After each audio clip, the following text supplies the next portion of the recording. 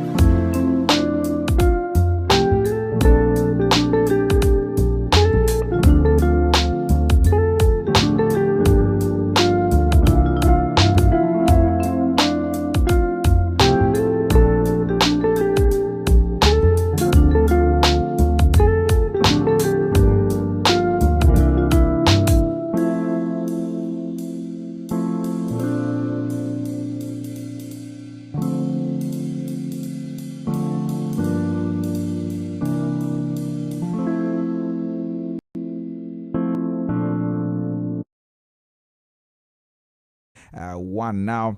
There's a part of the song that says Afi Ayani Bani Nawo. And that is also in Chi Afin Kombetuyen, right? I don't know how to say that in English anyway. The year should go. Well, anyway, thank you very much this morning for joining us right here on the Business Breakfast on Zed 101.9 FM. Your lifestyle, leisure, and business platform. And we've got so much coming up for you this morning. We're going to start with our news review segment as usual. And then that will be followed by business news as exactly 7 o'clock. And then we come away with a sports flash and we get into our business brief segment with my humble self. I will come share something briefly with you ahead of our roundtable discussion. And then that will be followed by Transport Today with Solomon Tetenati, bringing us the latest flight schedules as well as the latest local flight schedules as well as the traffic situation in town this morning and some news in the aviation sector. And then we get into our market trend segment with Emmanuel Boateng, our in-house economic analyst. And then we wrap everything up as always with our roundtable discussion. And this morning we're talking about e-currency. It's a very important conversation I believe you don't want to miss. So you may want to stick and stay as we get into all of that. We're streaming live on Facebook at ZFMGH and also on YouTube at Z Multimedia. Please do well to engage our post on those platforms and we'll really appreciate that. You can also send us a WhatsApp on 0544321019, 0544321019, or you can call us on 0303956641, 0303956641 when we open the phone lines. Well, thank you very much. Let's get into our news review segment this morning.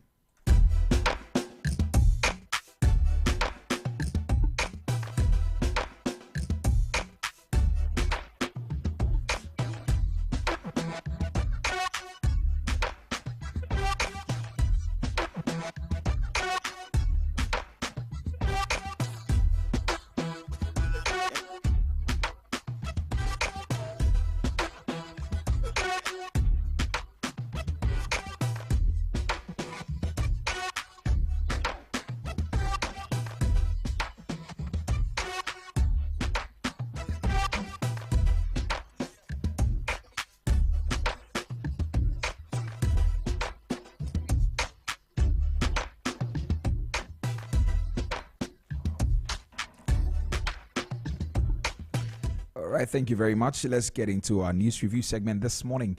We're starting with the New Finder newspaper. Let's look at some of the stories making waves. On the front page, it says that bond market turnover rises 54% to 2.47 billion Ghana cedis, and that is on page 8 of the paper. And also GTA and Gold Board launch festive promotion offering visitors a taste of Ghana, and that story is on page 13. And also, this one says government orders independent audit as road fund debt hits 8 billion Ghana cedis, and that is on page 7 of the paper. And Ghana retains sport among Africa's top investment destinations, and that is on page 4 of the paper. Let me look at that particular story.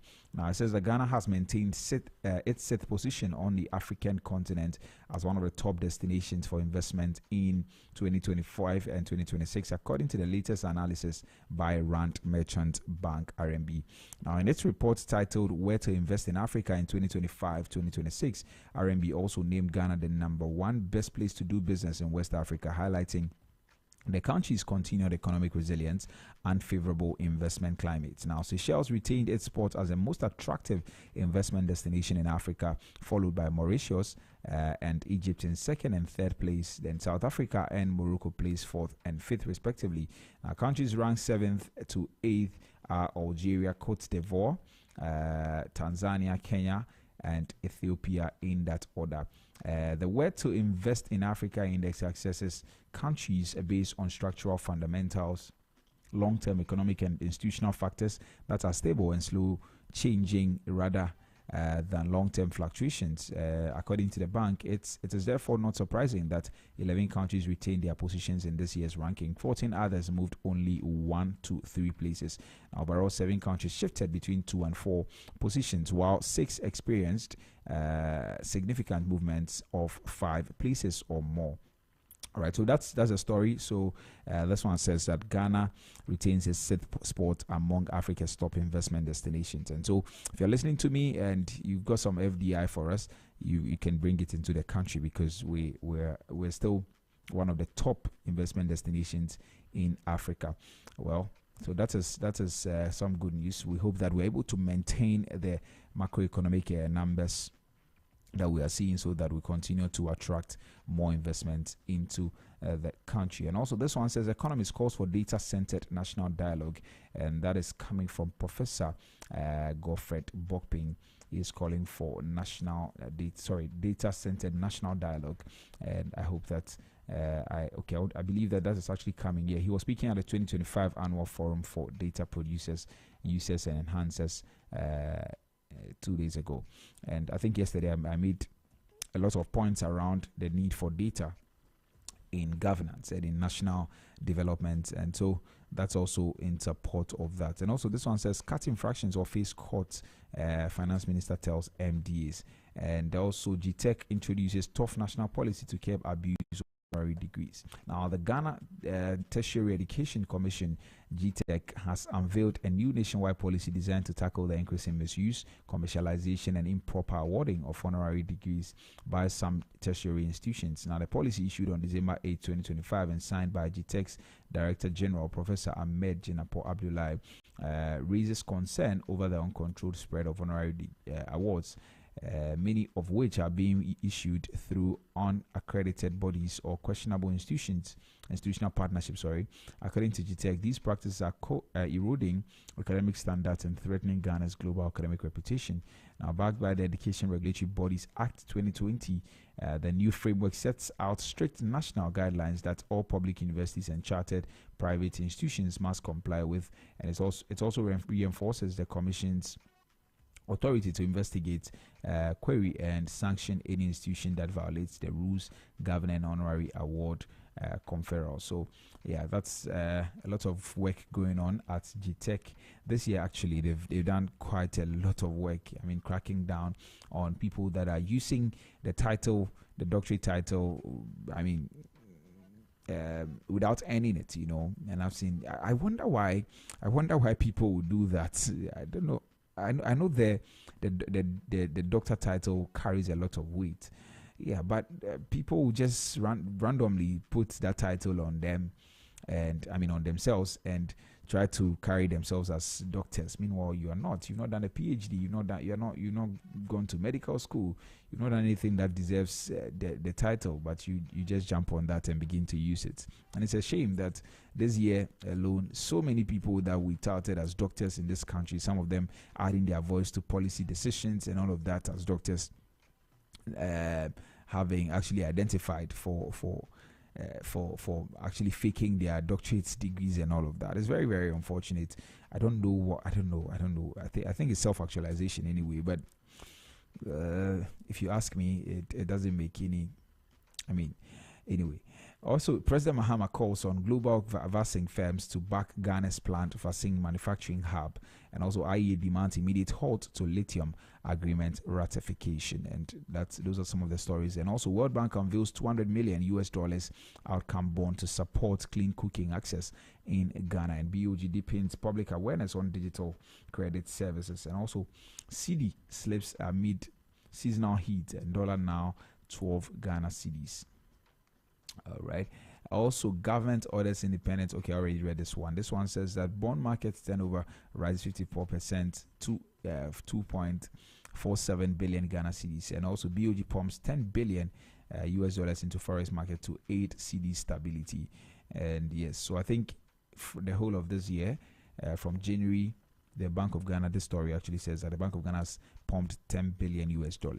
Now, the Bank of Ghana, let me just read a portion of that. It says that the Bank of Ghana has injected about $10 billion into the forex market since January 2025 to help stabilize the CD. And this is the total amount it has sold to commercial banks and businesses to meet their dollar needs. A move that has significantly supported the stability of the country. Now, the intervention spans January to the first week of December 2025 and forms part of what officials describe as dollar intervention. Now, sources close to the Bank of Ghana tell Joy Business the move is part of a broader strategy to meet market demand for dollars rather than a program designed solely to defend the cedi.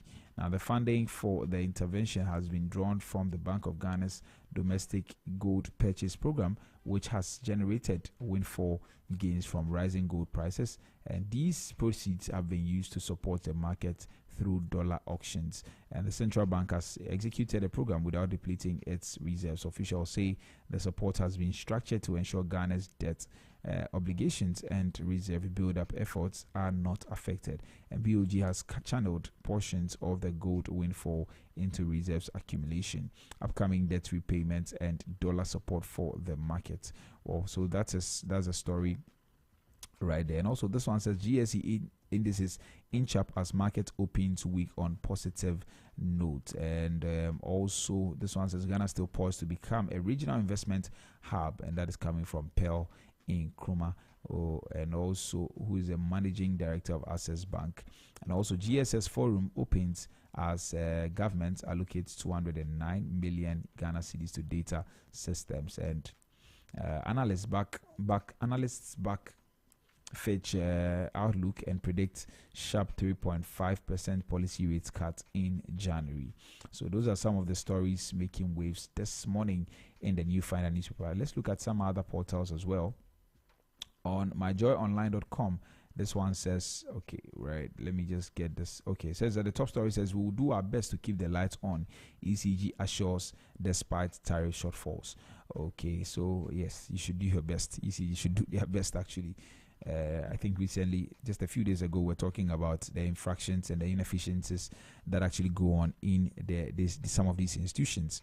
And so I don't know what's the goal of this particular statement, that will do our best to keep the lights on means. But let me just read a portion of that. It says that the Electricity Company of Ghana, ECG, says it will continue to do everything possible to keep the lights on, even though the latest tariff adjustment falls short of what the company believes is needed to sustain its operations. Speaking on Joy News PM Express on Monday, energy economists with the company, Ebenezer Bading, said the Public Utilities Regulatory Commission have tried to strike a fair balance in its decision, but ECG would have to work within strict limits. And also he explained that the ECG had major investment commitments it had struggled to pay for over the years. Now, the small room created in the latest tariff adjustment, he noted, was intended to help clear some of those burdens. And also he admitted that the system today is better than before, even if still constrained. But when pressed by host Ivan Spencer on whether the nearly 10% increment was enough, Mr. Bading was clear. He says that, and I quote, "It is not enough," he said. He explained that ECG had sought more, particularly because its distribution tariff had not been reviewed for a long period. And he broke down the industry requests, and it goes on and on and on. But, well, the point is that we need to deal with the issues that go on there. Let's, like I said yesterday, let's actually make sure that we close the gaps. Let's close the loopholes. Let's block the loopholes so that we don't continue to push money into this, and then it gets into the pocket of some people. Yes. So according to the Public Accounts Committee, that's exactly what is happening there. And I don't know, usually we hear some of these things, nobody is held accountable. We come back again after some time, and then we bring new fresh allegations and fresh discovery, and nothing happens, and then it goes on and on. So I don't know what exactly the problem is, but we have to deal with those issues. We shouldn't make it look like we are doing some people a favor. ECG shouldn't make it like they're doing us a favor to keep their light. They are doing their best to keep their lights on and all of that. I think that we need to deal with the issues in there. All right. Let's move on to some other stories. Also, this one says that chaos erupts in Parliament as minority storm center off floor over Bandai seats controversy. Now, yesterday, quite unfortunate happenings in Parliament. Parliament descended into chaos yesterday after the members of the minority caucus abandoned their seats and massed in the center of the chamber, triggering a brief scuffle and bringing proceedings to a halt. Now, the disturbance, I'm reading a story. A disturbance erupted during heated exchanges over the declaration of the Pandai parliamentary seat as vacant, a decision minority insists is unlawful and procedurally flawed. Now, before the fracas, Majority Leader Mahama Ayariga dismissed a continuous protest from the minority. Now, he indicated that he was not surprised by what he described as orchestrated attempt to obstruct parliamentary business. According to him, the majority would not be distracted by taunts and disruptions that have characterized the House since it resumed sitting. Now, Mr. Ayariga accused the minority of deliberately derailing business over the contested candidacy, stating that the caucus had resorted to noise making and disorder to prevent the speaker from delivering rulings. And he also added that there were more decorous and responsible ways for the minority to register their displeasure without paralyzing the House. But Majority Chief Whip Frank Anadopre fired back, insisting that government's business will suffer until the Pandai matter is resolved. The Speaker, however, took a voice vote that proceedings will continue, and despite the Speaker's attempt to continue business, the minority intensified their protests, rising from their seat and moving to the middle of the chamber and chanting objections. And this sudden movement sparked a chaotic confrontation with MPs from both sides pouring into the center of the floor. And marshals were forced to step in as tempers fled. MPs gesticulated angrily, and several lawmakers shouted over one another. Now, amid the disruptions at the center of the floor, NDC MPs took turns to read the reports on various allocations, which were subsequently seconded and adopted. So that's exactly what happened yesterday in Parliament. If you've seen the videos, it's quite unfortunate that we continue to deal with issues like this as a country. The lawmakers of the country, unfortunately, sometimes do not use the right channels to actually register their displeasure, and then it gets heated in the chamber, and there's back and forth and all of that. I don't think that is right. I don't think that's a good example. We continue to do it. It's becoming one too many in recent times.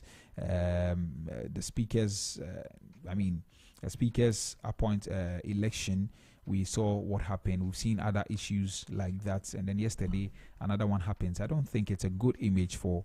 It sends a good story or a good message to the international community, and also to the Ghanaian people, and also the young people that are watching. They are seeing all this violent exchanges. Now, if you watch some of the videos yesterday, you see some of the MPs attempting to actually even throw their hands and all of that, pointing fingers and speaking, shouting on top of their voice against one another. I don't think that is the way to go. The reason why there's a speaker seated to actually chair the rulings, chair the discussions and all of that, is sitting really is for some of these issues, so that if you have any issue, you can get the referee in this case the speaker, to actually look at the matter, other than getting into some chaotic happenings in Parliament. I don't think it is right, and I think that we have to desist from that. We have to move far away from this. This thing should be far from us as a country. And I was so disappointed watching some of those videos yesterday. You can engage us on our social media platforms. Let us know what you also think on 0544321019, 0544321019, also 0303956641. We're on Facebook at ZFMGH and also on YouTube at Z Multimedia. Drop your comment there and let's read that for you. So, very unfortunate yesterday watching parliamentary proceedings go this way. Very, very unfortunate. So, I hope that these issues are dealt with amicably, and some finality is brought to the issues. Well, let's move on. Also, this one says I will try to keep tabs running, but not 24/7. GWCL on new 15.92% approved tariff, and also Galamsey costs and low tariffs make 247 water supply unrealistic. I see the Galamsey issue we've been talking about that is going to affect our water bodies. Yes, the Ghana Water Company Limited says the combination of Galamsey-driven cost and adequate tariff adjustment will make it impossible to close a widening gap demand and supply. Now, he was speaking on Joy News PM Express. He said there's a public relations officer, his name is Stanley Marty. He said that the 15.92% tariff increase approved by the Public Utilities Regulatory Commission may offer temporary relief but not constant support, but cannot support the scale of investment the company urgently needs. So again, let's deal with the issues. Once we are able to deal with the issues, we will be making a lot of progress, other than bringing in tariff proposals every now and then. So that is that. Also, this story says that we rejected all long-term ECG projects. PURC discloses. And also tariff hike versus base pay. Labour Minister Purple says look at the full picture. And also High Court grants OSP anonymity for key witness in Charles Bishop corruption trial. And also Parliament approves budget allocations despite minorities chaotic scenes. Yes, and so that's also one of the things that happened in Parliament yesterday. The majority were able to approve some of the estimates for the budget without the minority, and because they have 2/3 in Parliament, they're able to get away with some of these things, So those are some of the things that happens. Minority is supposed to check the majority.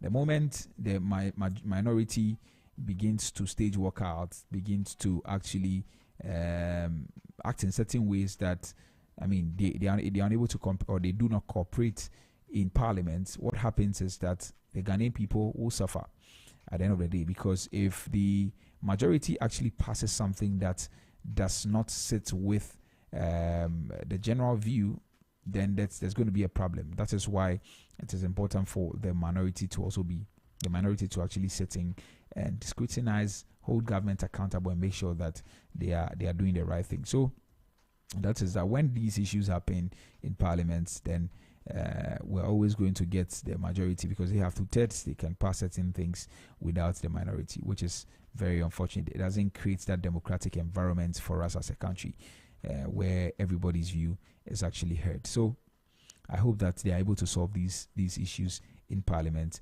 and then going forward we can see something better come from there. And also this one says suspect in custody after student killed in Kentucky University shooting. Also, let's move to my citynewsroom.com. The top story says that OSP will it says that the top story says Mahama has no third-term agenda. It's an absurd fantasy, and that is coming from Kwachio Fosu. Yeah, and also ECOWAS should use diplomacy, not regional states of emergency. Policy analyst says that an unemployed graduate nurses and midwives threaten demo over posting delays. And also big push road agenda fully funded by 2025. Funded for 2025 to 2026.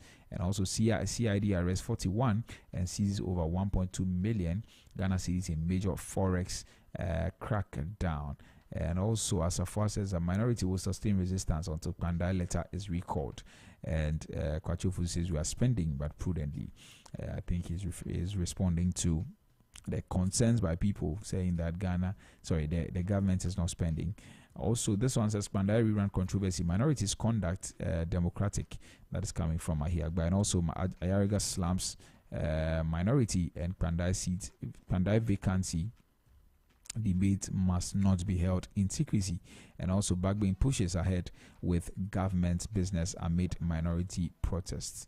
Those are some of the stories there. Also this one says that CD under festive season pressure. And also Cybele Energy becomes first African company to secure oil block in Guyana. And also Ashanti region, FDA and CPA crackdown on fake and contaminated baby diapers. Let me look at that story shortly. That's a public health concern. It says that officials of the Food and Drugs Authority, in collaboration with the Consumer Protection Agency, have begun a region-wide operation to seize substandard, expired, and fake baby diapers from the markets in the Ashanti region. Now, the confiscated products, authorities say, pose serious health risk to infants and consumers.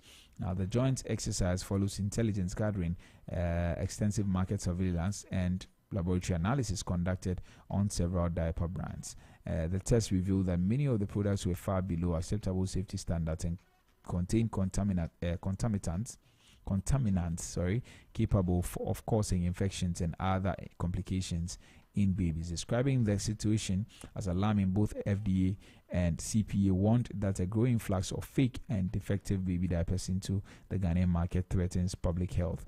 Speaking to the media on Tuesday, December 9, Ashanti Regional FDA Director Nathaniel Nana Kwabena Nkrumah said the authority remains resolute in clamping down on the importation and sale of illegal and harmful products, and he urged consumers to be vigilant and report suspicious items. And also, the executive director of CPA in charge of mediation and arbitration, Nana Prempe Okojiabo Eduhene, praised the FDA for its collaboration and reiterated the agency's commitment to safeguarding consumers. So that is that.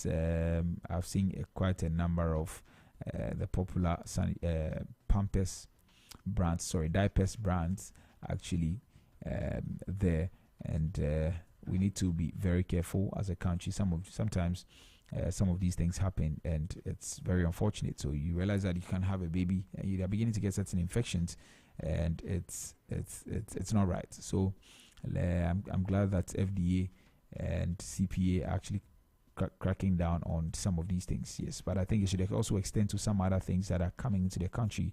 Let's be more careful. Let's scrutinize before they enter the country, other than getting them to come into the country before we begin to crack down. So let's deal with that. Also, this one says a pressure mount on government to direct toll levy funds toward refinery revamp, and that is also a very interesting story. And also, this one says Imani files RTI request seeking full disclosure on SIM registration plan, and also tariff hike disrespectful and unjustified, coming from TUC. And Telecel champions the next wave of innovators at Tech in Ghana 2025. All right, so those are some of the stories there on citynewsroom.com. Let's look at graphiconline.com. It says that we will not be distracted. Majority defiant as opposition. Majority defiant as opposition turns Chiba into protest grounds. And also this one says clamping down on Abuchi forex traders in Accra. Police arrest 41 and seize 1.2 million Ghana cedis. And also minority demands withdrawal of letter declaring Pandai seat vacant. And Naimos task force arrest 2 illegal mining suspects at Subriso in the Western region. And also President Mahama invites vaccine manufacturers to invest in Ghana. And Chartered Institute of Human Resource Management opens new chapter in Sunyani. And also AMA slashes 2025 license fees for beauty and fashion businesses. Also on the High Street Journal, it says a solar taxi ACEP signed deal to train 250 women in green technology, or Energy Ministry just look on. And also diaspora capital fuels Ghana's creative boom, and Ghana must embrace automation and digitalization to stay competitive in mining, and that's coming from the chamber president. Let's look at some news on the international front. On BBC, it says that Trump tout upbeat message on economy as Americans feel the pinch. And also sperm from donor with cancer-causing gene was used to conceive almost 200 children. Ooh. Let me just look at that story. It says that a sperm donor unknowingly harbored a genetic mutation that dramatically raises the risk of cancer has fathered at least 197 children across Europe. A major investigation has revealed. Now, some children have already died, and only a minority who inherit the mutation will escape cancer in their lifetimes. Now, the sperm was not sold to UK clinics, but the BBC can confirm a very small number of British families who have been informed use the donor sperm while having a fertility treatment in Denmark. And Denmark's European Sperm Bank, which So the sperm said families affected had their deepest sympathy and admitted the sperm was used to make too many babies in some countries.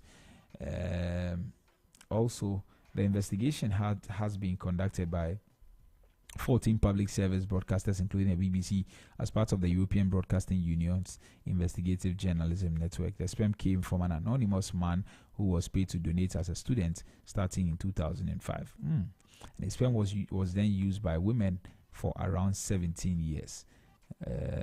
He is healthy and passed the donor screening checks. However, the DNA in some of his cells mutated before he was born, and he damaged the TP53 gene, which has the crucial role of preventing body cells turning cancerous. So that's a story there, a very interesting story and a sad situation for some of the people who are victims of this. And also, let's look at some other stories. U.S. tells Thailand and Cambodia to stop fighting as clashes continues. And on CNN, Trump fails to feel Americans' pain on prices. And also, Trump's deepening rift with Europe is a gift to Putin.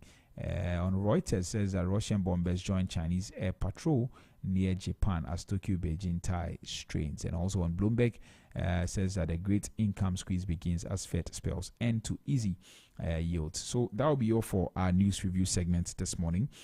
My name is Nature Ebi Hammond. Up next is the business news. Please stay tuned.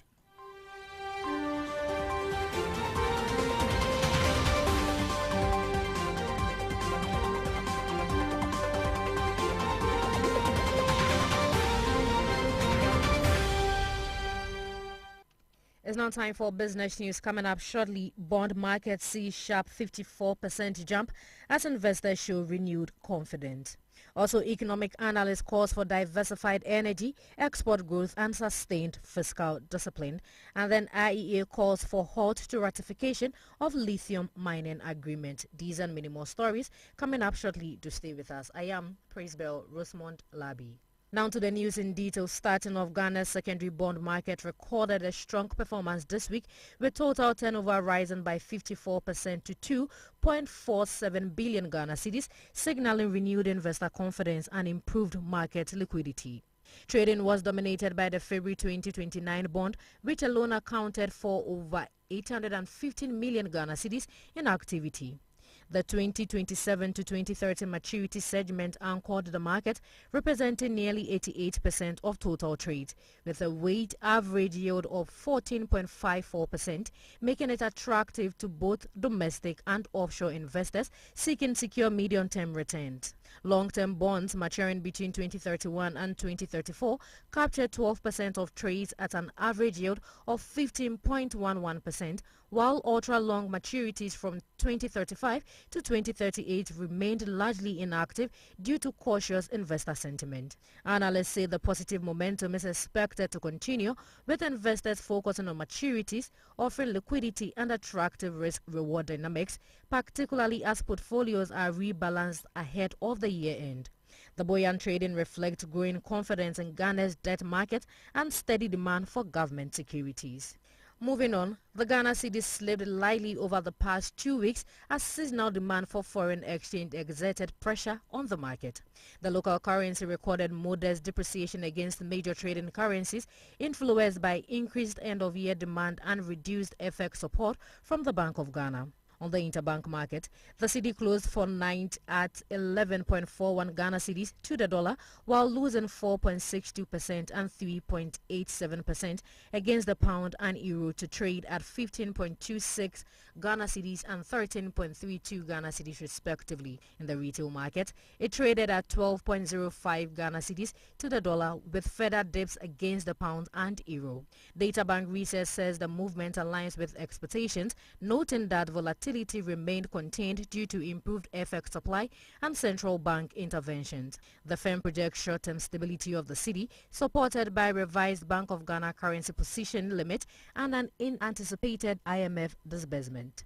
Moving on, economic analyst Emmanuel Boateng has cautioned that while Ghana faces several external shocks, the country can safeguard its economic progress by strengthening its buffers and maintaining fiscal discipline. Speaking on the Business Breakfast Show on ZFM yesterday, Mr. Boateng noted that rising global oil prices, capital outflows, and other disruptions discussed in earlier sections continue to pose risk to the economy. However, he stressed that these challenges can be mitigated through deliberate policy actions. According to him, building stronger economic buffers is essential, highlighting that Ghana currently has about 4.8 months of import cover, a level he described as important but still requiring improvement. Mr. Boateng urged policymakers to prioritize prudent expenditure and invest only in areas that support long-term growth and resilience. Of course, there are issues.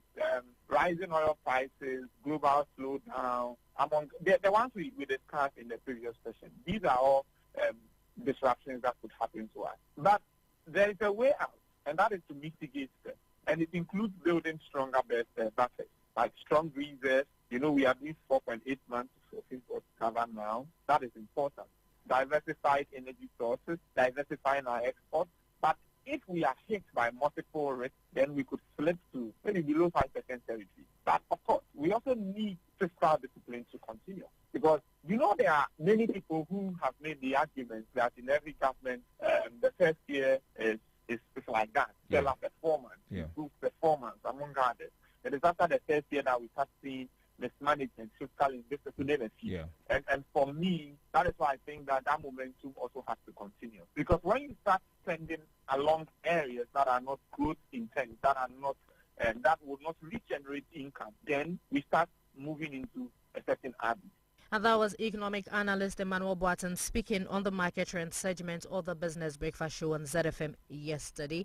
Now moving on, the Food and Drugs Authority together with the Consumer Protection Agency has begun a major crackdown on fake, expired and contaminated baby diapers in the Ashanti region. Authorities say the seized product pose serious health risk to infants following weeks of intelligence gathering, market surveillance and laboratory tests.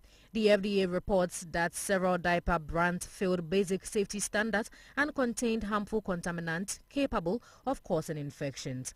Ashanti Regional FDA Director Nathaniel Nanakwabena Nkrumah described the situation as alarming and said the authority is committed to stopping the importation and sale of harmful baby products.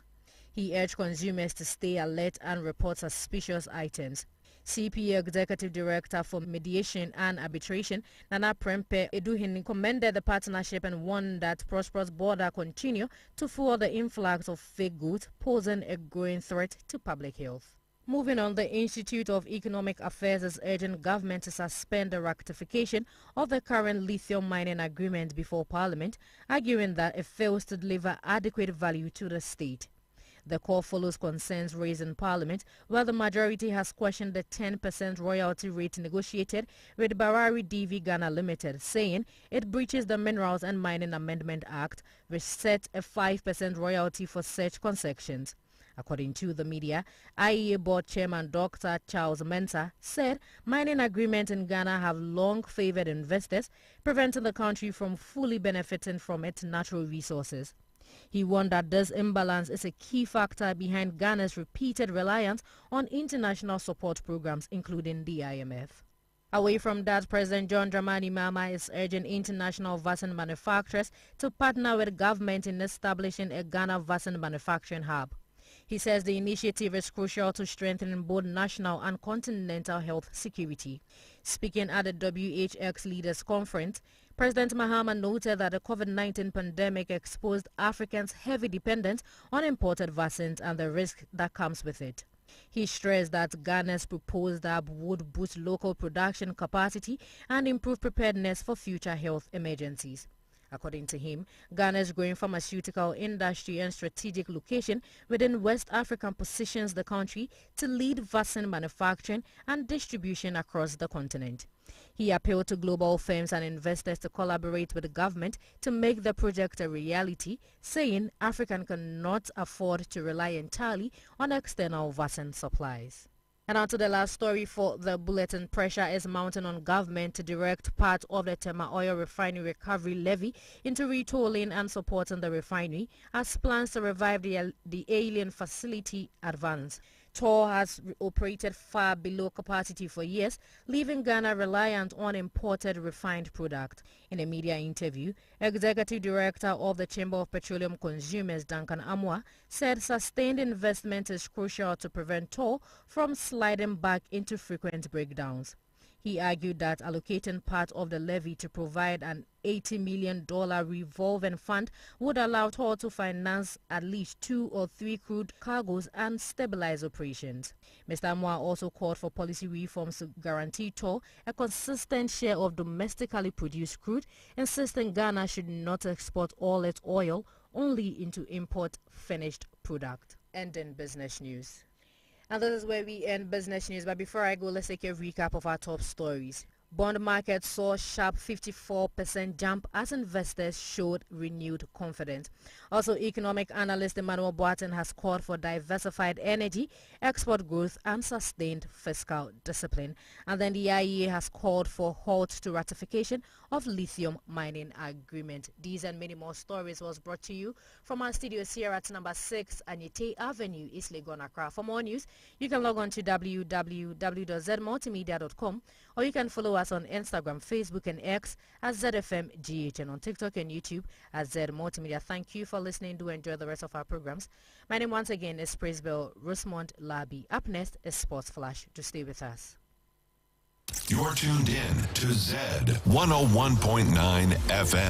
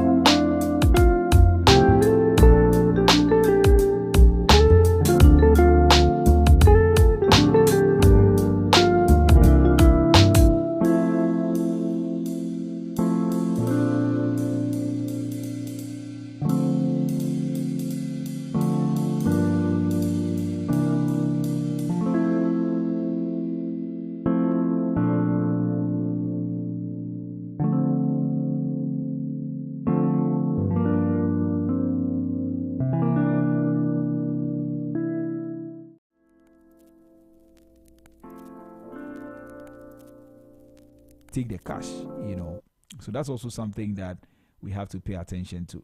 The merchants are the real gatekeepers. We need to find a way to actually deal with that. Now, in the Bahamas, number 5, in the Bahamas, adoption accelerated when governments use a sand dollar to distribute social benefits. I believe strongly that if we want this ECD to catch fire, then we must also lead the way. Teacher allowances, NSS payments, leave support, district assembly disbursement, taxes, fees, permits. These are things that we if we're able to do, it will help. Government use actually built a culture, but is Ghana ready to take that step? Now, I'm not here to say Ghana is not ready, and I'm not here to say Ghana is ready either. What I'm saying is that we need a very honest national conversation, because e-currency is not just a technology upgrade. I believe it's a behavior shift, a financial culture shift, a trust shift, a security shift, and an infrastructure shift. And like every shift, it takes some time to be able to do that. So this morning on our roundtable discussion, we'll dig deeper into the real questions. What exactly is the end game of the ECD? What fears do Ghanaians genuinely have? What can we learn directly from the Bahamas and from Nigeria's early misstep with the e-Naira?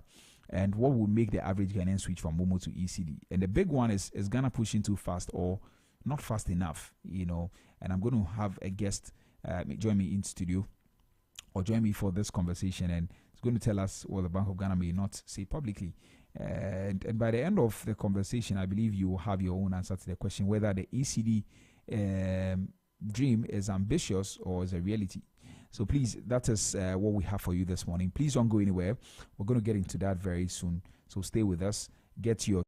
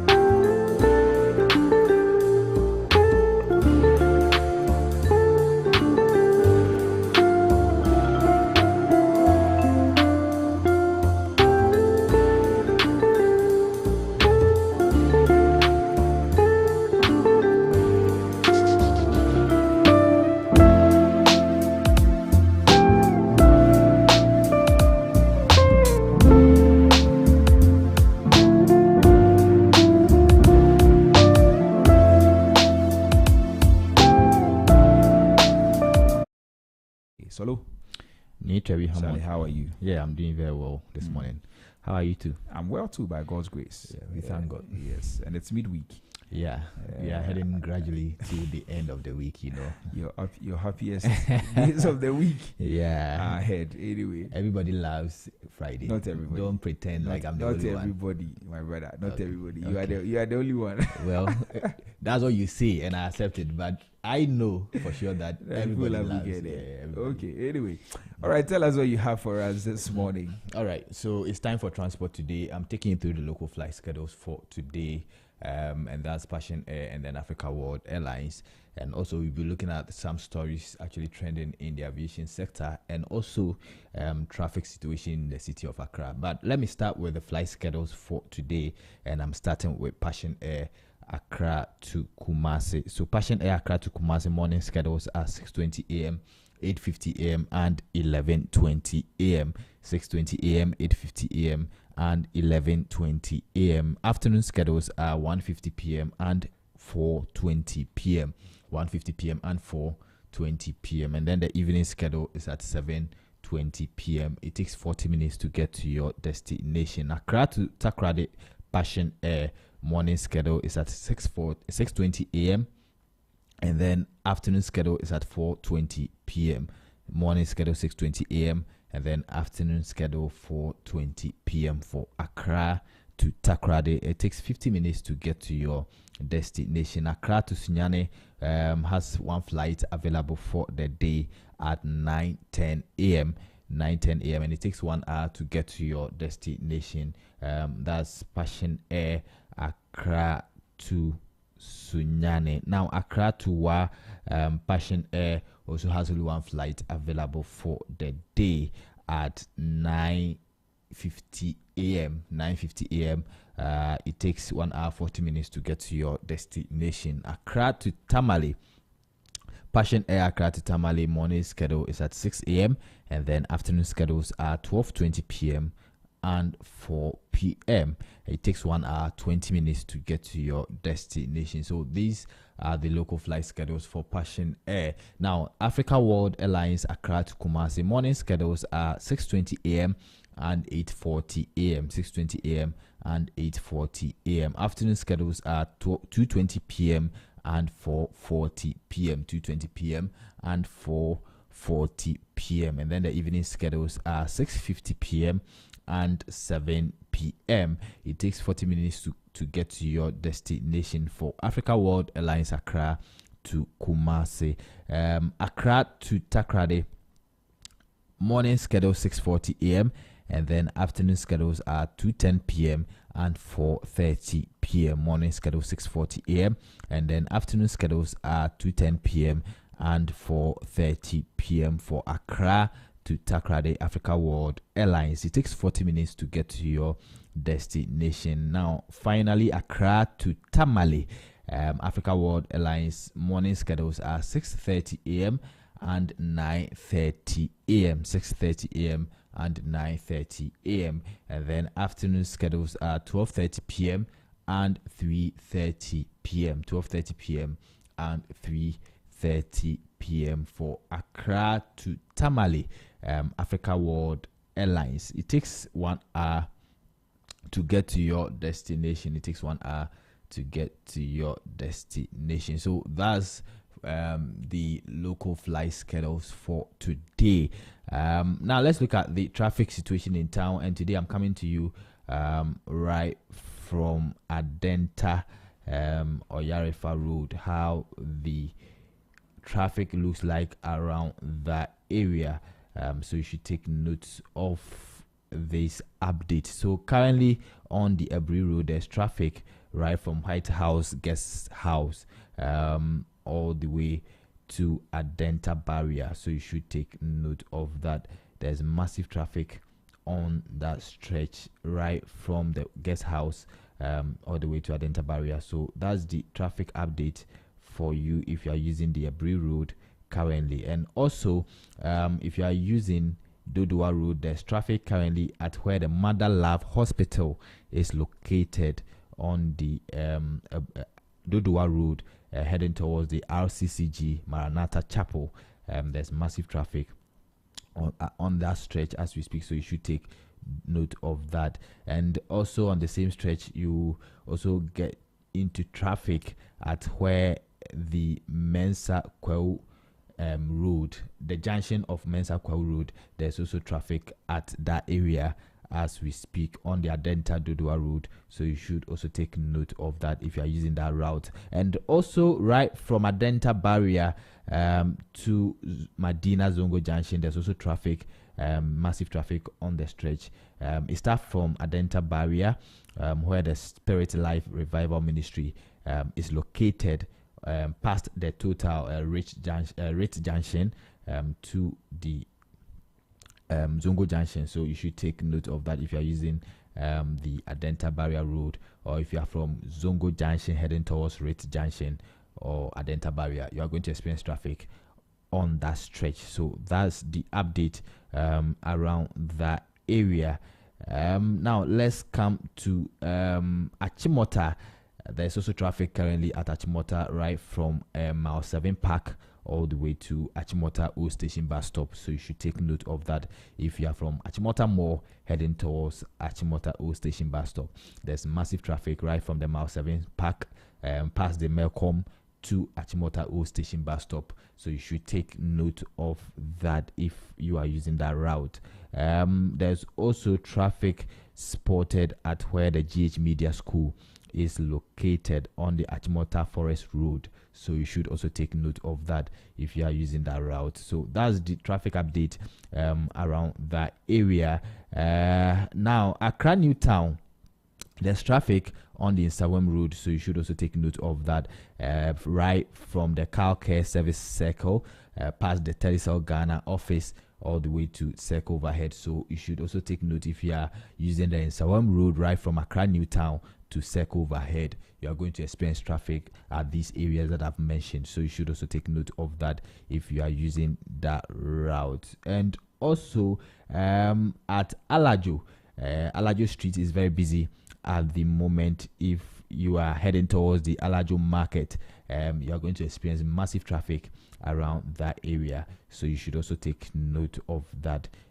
So that's the traffic update for today. But let me give you this update before I leave. So on the Independence Avenue, there's also massive traffic on that stretch right from Sankara past Zenith Bank head office, past MTN Ghana to Ridge Runabout. So you should also take note of that if you are using the Independence Avenue heading towards Ridge Runabout, right from Sankara. You are going to experience massive traffic on the stretch. So that's the update for traffic update. Now let's look at some stories trending in the aviation sector. So 27 flights cancelled and 28 delayed across Asia. Emirates, Gulf Air, Iran Air, and Pakistan International Air grounded by weather conditions. So Asia's skies have been disrupted in recent days as adverse weather conditions led to multiple flight cancellations.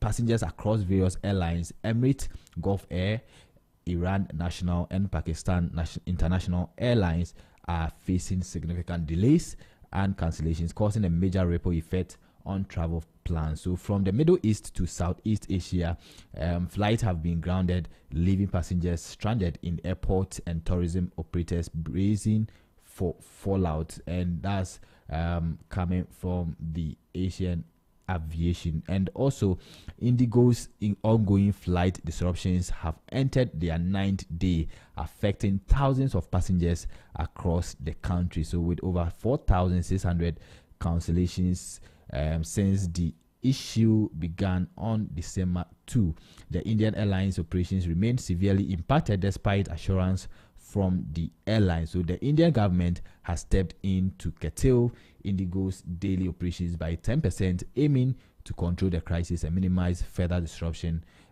from the issue. So that's the stories trending in the aviation sector this morning. And thank you so much, Nii, for having me. All right, thank you very much, Solomon Tetenate, for bringing us transport today this morning. We're going to take a quick music break, and then when we return, Emmanuel Barton will be joining me for our market trend segment. Please don't go anywhere.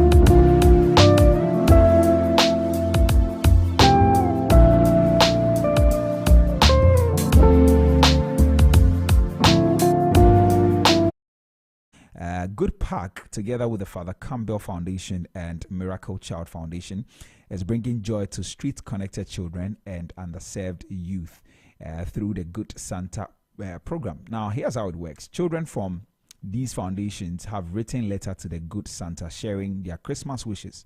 And so today at Good Park, volunteers will read these letters and adopt a wish, making those dreams come true for the young people and the children. And so we invite you, our cherished listeners, to join in. Today, you can adopt a letter, spread love, and be part of this heartwarming celebration. And let's show these children that Christmas is truly about giving, caring, and community. And so you can follow Good Park on all social media platforms. Good is spelled G-H-U-D. Good Park on all social media platforms to stay updated. You can become a good Santa today, just today, because every child deserves a reason to smile this season. And so this is your own little way of extending a hand to somebody in this particular season. And not just anybody, children that are connected to the streets. Sometimes they don't get loved. I mean, they don't get love shown to them, really. And so you can be a part of this today at Good Park. You can just go and read a letter and adopt a wish and make those dreams come true for the children and the young people. So that is that. Now, away from that, if you're ready to step into your dream home, then I've got good news for you as well. Lakeside Estate has got an exclusive offer for you. And with this offer, you can own your own house in just 2 years with no interest repayment. Yes, you heard me right. You can own your own house in just 2 years with no interest repayment. And this offer gives you affordable payments, flexible home purchase plan, quality homes, and lifestyle choice. And you get to choose from a variety of beautiful homes in any of Lakeside Hills clusters. Yes, you heard me right. So your future awaits. Imagine living in a home you love with the freedom to invest in your dreams without the burden of interest. Yes, as your CMG Real Estate Company of the Year for the 4th time, we offer you hassle-free home acquisition. And all you have to do is to call us. The number to call is 020-477-5042. 020-477-5042 or 020-477-5040, 020-477-5040 or 050-1418-622, 050-1418-622. And don't miss out on this incredible opportunity. Call us now to learn more and schedule a tour of our available homes. Lakeside Estate, quality home for all. So, yeah, like I said, we're going to get into our market trend segment very soon. Emmanuel Barting will be joining me for that.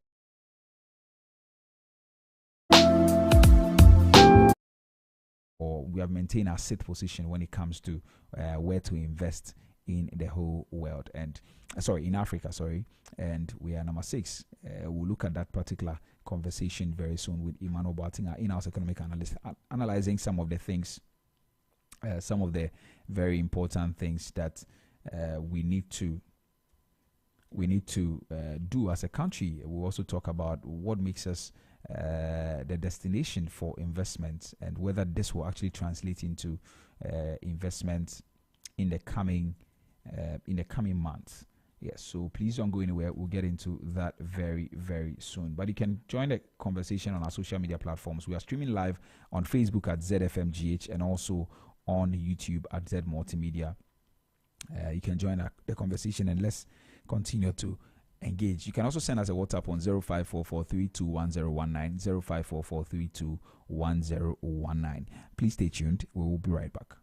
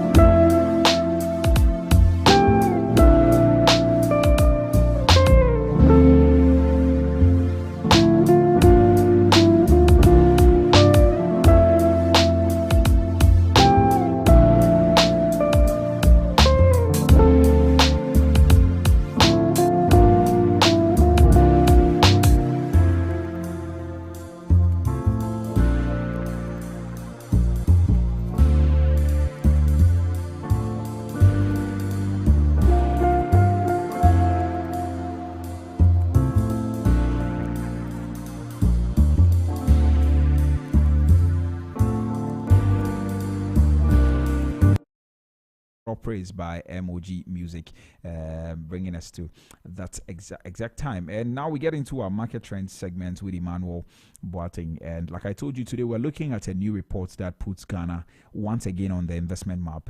According to the latest Where to Invest in Africa rankings from Rand Merchant Bank, RMB, Ghana has retained its place as a sixth most attractive investment destination on the continent. And now, despite economic headwinds over the past few years, from debt restructuring to currency pressures, Ghana continues to stand out for its political stability. We continue to enjoy some improving macro fundamentals and a growing services and digital economy that actually brings a lot of, paints a picture of potential for investment and for investors, really. But what exactly is driving this particular ranking? Which sectors are pulling investors in, and where are we still lagging behind our competitors like Egypt, Kenya, and Morocco? And most importantly, what must Ghana do in the next 12 to 24 months to actually climb into the top 3? And this morning, that's exactly what we're talking about with Emmanuel Boateng, our in-house economic analyst. Iman, good morning.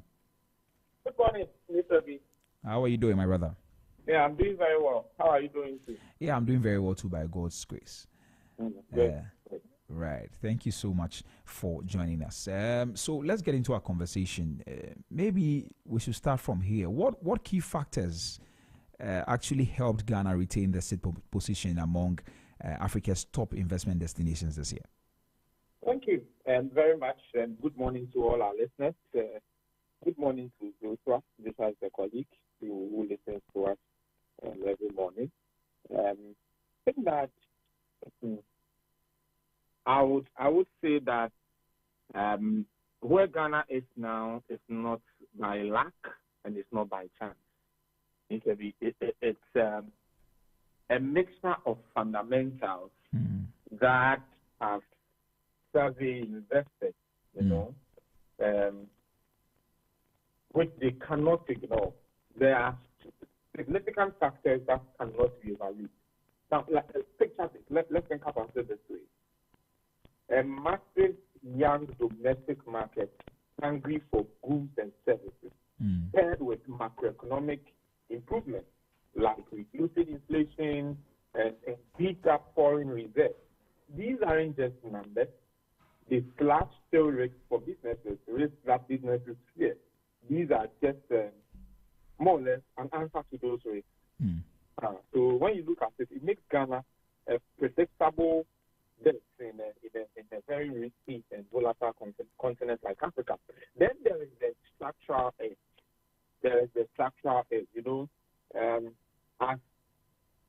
English is one of the viable language for businesses, and it helps to smoothen out deals. And we have seen how fintech is on the rise and all of that. And sometimes there are barriers with languages. But when you look at the language we speak, it also places us as an advantageous position. I'm not saying we are the only country that speaks English on the continent, or even to say that we speak it better. Of course, I know you would agree with me that we speak it better than a particular neighbor. Mention their name. Oh, you know their name. And anyone listening to me knows exactly who I may be referring to. And, they couldn't make it for the World Cup, so at least that's enough to show exactly who they are. And they themselves know that we speak the language better than them. That's the interesting part of it all. Because they know. So when they come, they love our accent, they love everything about us. Right. And that is why they fail to go back. That's just by the way. When I get them, I like to press the accent a little. Not much.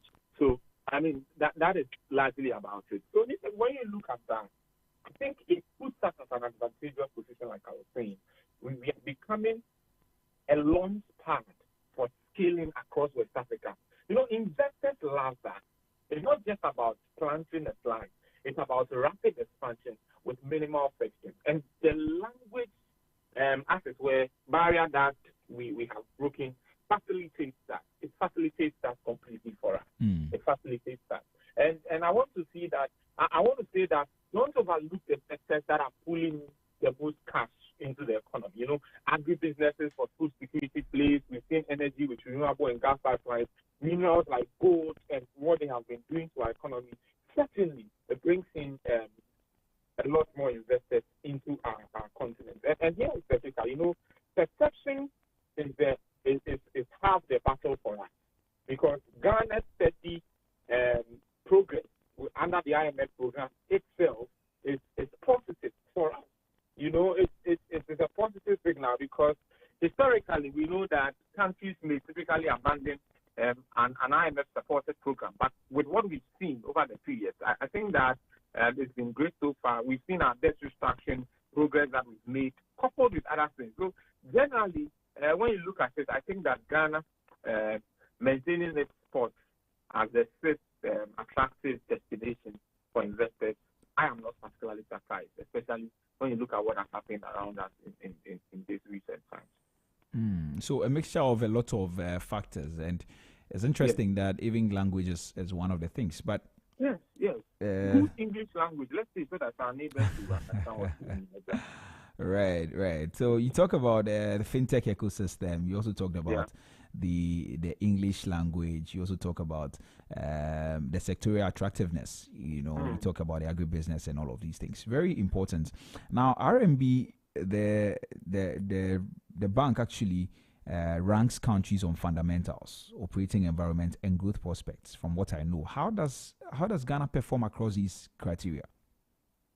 I think on fundamentals, Ghana's risk is it's not equal, but it's improving, of course. Macro stabilization, as we've seen, in increasing reserves, reduced inflation, and it looks to inflation as we speak. I mean, these are strong fundamentals, and it strengthens our macro base. While we've seen legacy debts and the need to rebuild assets, because that could be a major constraint for us. But we've seen our debts being restructured, and the kind of as it were, pressure that it has reduced. Of course, we know we'll pay them back in some years to come, maybe next year or so. But when you look at what it has done to us as an economy, it has given space for some fiscal spending, among other things. Now, the point is this: the fundamental box is tickled for improving credibility, but we've not yet fully reflected our potential, and as such, we are not at the point of full resilience. For the operating environment generally, Ghana does well in legal frameworks, human capital, and digital penetration. The discussion we are having is a regional discussion, and that has to be clear. Otherwise, some may begin to think we are touting Ghana, so it's the best country in the whole world. We are talking about the African continent. We are talking about the African region. And when it comes to the African region, I think that Ghana does well, very, very well, exceptionally well in legal frameworks, in human capital, and digital penetration. But we have our challenges. It's on areas of logistics. And even for power reliability, I've argued recently that I think throughout this year, I think our power has been relatively stable and reliable. I don't think anybody, of course, there may be some pockets of lighthouse, a bit of doom. So it's all to add color and flavor. People will come for your head this morning. Ghana, we are a bit dramatic. So all of that, all of that comes together to paint a very good picture. Oh my goodness, I really see that. To paint a good picture for all of us, in some regions we've seen that. And there are some bureaucratic issues that we still have to work on. But these challenges altogether raise project implementation costs, and it slows timelines for investors. So when it comes to our operating environment, I think that is how you see it, both ends. You see the good and then you see the bad. What are our good prospects? What are our potential for growth? Yesterday we were talking about a 5.9% growth, GDP growth in 2026. If you look at it, we have a great potential. It looks reasonable, well within order, and I'm even projecting that we'll hit 6 and maybe something beyond 6.0. The demographics. Just this morning, I was reading a report, an interview, you can imagine. The report that I have known all along. The report about the population of the world by 2050 and how 1/3 of the youthful population in the world will be here in Africa. And I began thinking, what are we doing for the young people? Because 2050 is 25 years from today. 25 years from today, all of the world's population, when you look at the young people, 1/3 of that will be on the African continent. Are we ready for that population? So you can see that our demographic in itself is advantageous for us. And we have market segments that are not have not been really penetrated enough. So there is still investment opportunities here in Ghana, and you can see how fintech is rising. It's on the rise. Digital adoption among other things, and that helps businesses that are yet to come into the country. But I want to say that much depends on reforms. Reforms around areas of industrial policy, export diversification, and infrastructure scale-up. So Ghana is maybe, if it's a grade, you can say we have a B+ in fundamentals, we have a B in operating environment, and a B+ to an A in prospects, in potential. Good enough to be top 10 in Africa, but not yet elite. And that combination explains a stable mid-rank rather than a big leap upward. And then you can understand how we have fared so far. I see. I like how you grade us. It looks like everything is fine. No, it's fine. It's fine. Let's move on. I don't know that one of the belongs to a group of people who couldn't make it for the WhatsApp. All right. Anyway, let's move on. Now, I know that our political stability has always been a major selling point for us. I mean, relatively one of the most peaceful countries on the African continent, really. I know that is something that has been a selling point for us. How much does political predictability contribute to investor confidence today?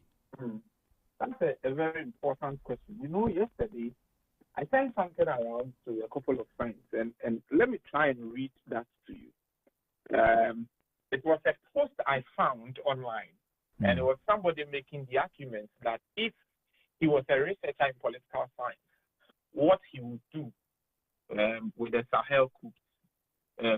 I mean, now, maybe 2 days ago in the morning, 10 African countries have experienced successful military coups since 2020, 5 years ago. Mali in 2021, in fact, in 2021, there were 4 coups: Mali, Chad, Guinea, and Sudan. In 2022, we had 1 in Burkina Faso. 2023, we saw Niger, Gabon. And in 2024, of course, there was none. But in 2025, we've seen Madagascar, Guinea-Bissau, and the most recent one is Benin. So when we talk about our political stability, I am saying this so we see that this is big for Ghana. It is a great selling point for us because you don't find our name in how many countries are there in Africa? I think it's 54. So, political stability is Ghana's single most durable comparative advantage in West Africa, and I want us to protect that. See, even in times of turmoil, even in times of difficulty, our political stability, I think that has been strong. I mean, kudos to all of us, all the Ghanaian people. We've been strong on that. Stable politics actually makes investors more willing to wait for or to support a reform path. And for investors, economic agents, predictability is of the essence, not only for sovereign risk assessment, but even for operational risk. Permit, land access, and policy continuity are easier to plan for in a stable policy environment. In a stable policy environment where political stability is not a threat, but an opportunity to tap into. So we see multinational setting, regional headquarters, and where governance is reliable. And you can see that Ghana often wins these contests. And that is why I want us to preserve the unity, the peace, and tranquility that we have on our soil. That's stability. Okay, you can come in. Yeah, I was going to say that is why it saddens my heart sometimes when I see. Yesterday, you saw what happened in Parliament. I'm just chipping this in for the conversation. You saw what happened in Parliament, where it turned chaotic. Members of Parliament harassing themselves and all of that. It saddens my heart when we paint those pictures. It gives the followers a certain impression that if NDC MPs, NPP MPs are fighting, then we followers can also do same. And if we don't take care, it is going to get somewhere we all don't want. And let me just use this opportunity to rehash that. But you wanted to say something? I get your point, and that's perfect. And I want our listeners to know that the parliamentarians to see them fight, early in the morning today, some of them will be eating together. True. Most of those things, I don't want to say anti-African,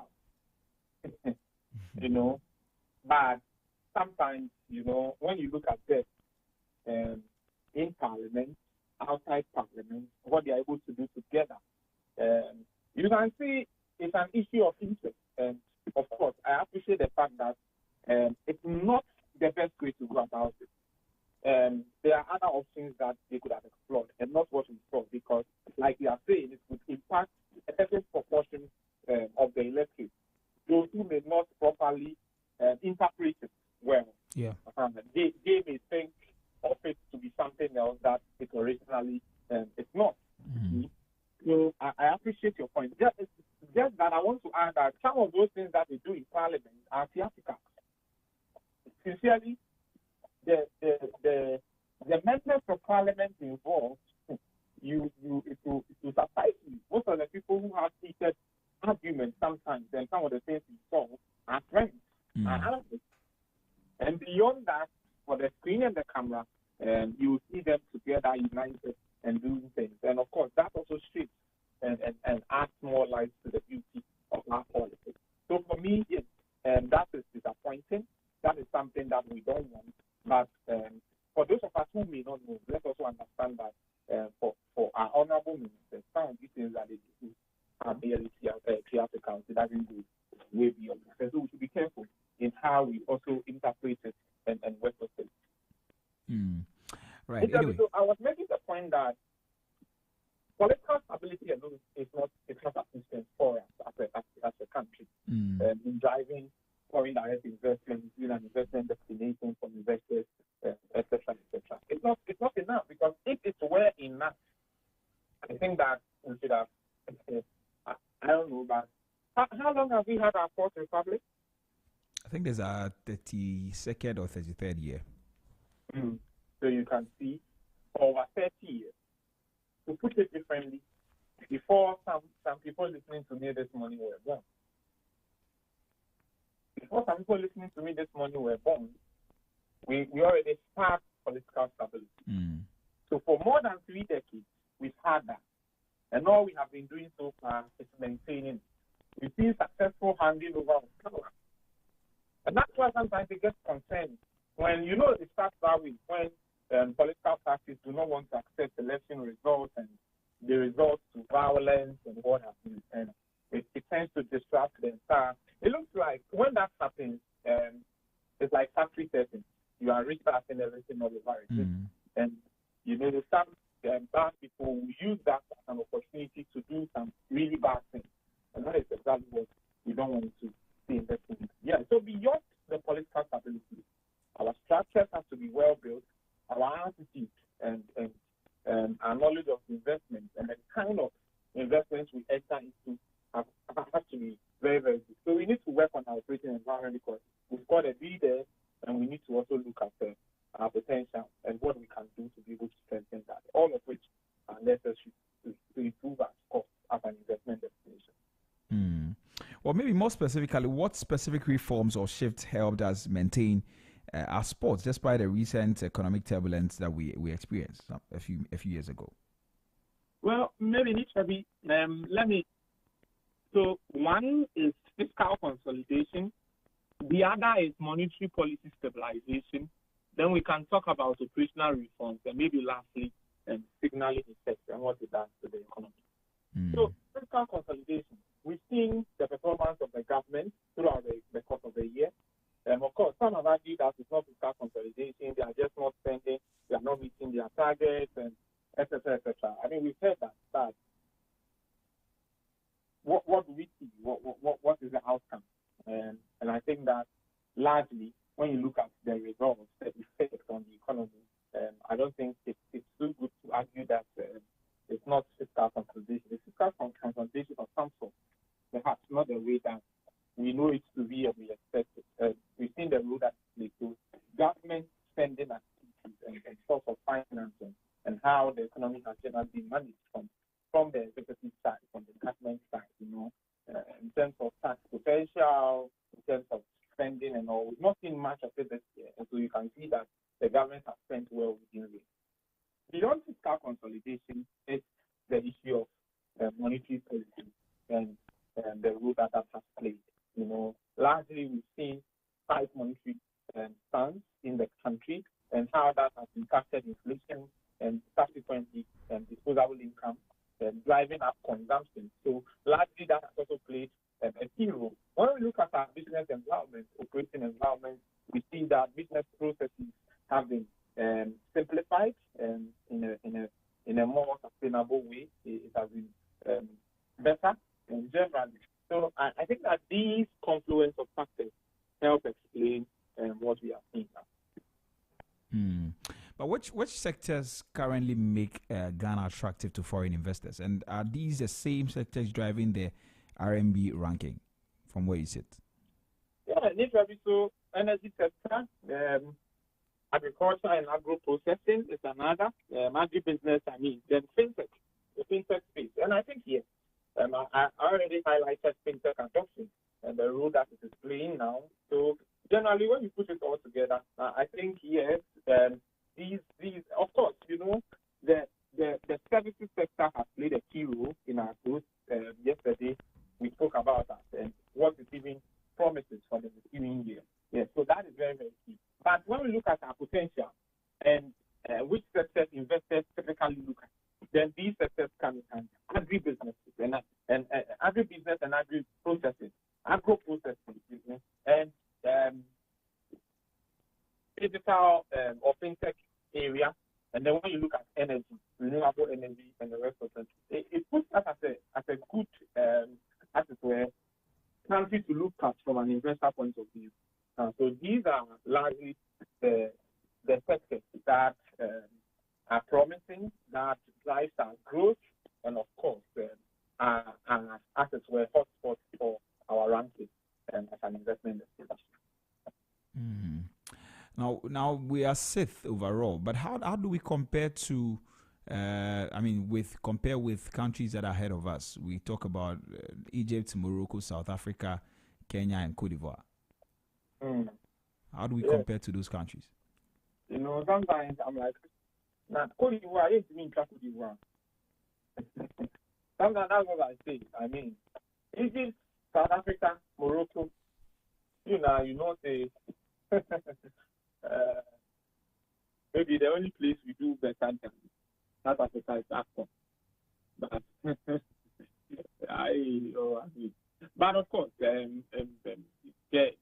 our advantage is in the area of credible democracy, improved macroeconomic performance, but we lag in some other areas where Egypt and South Africa are doing better.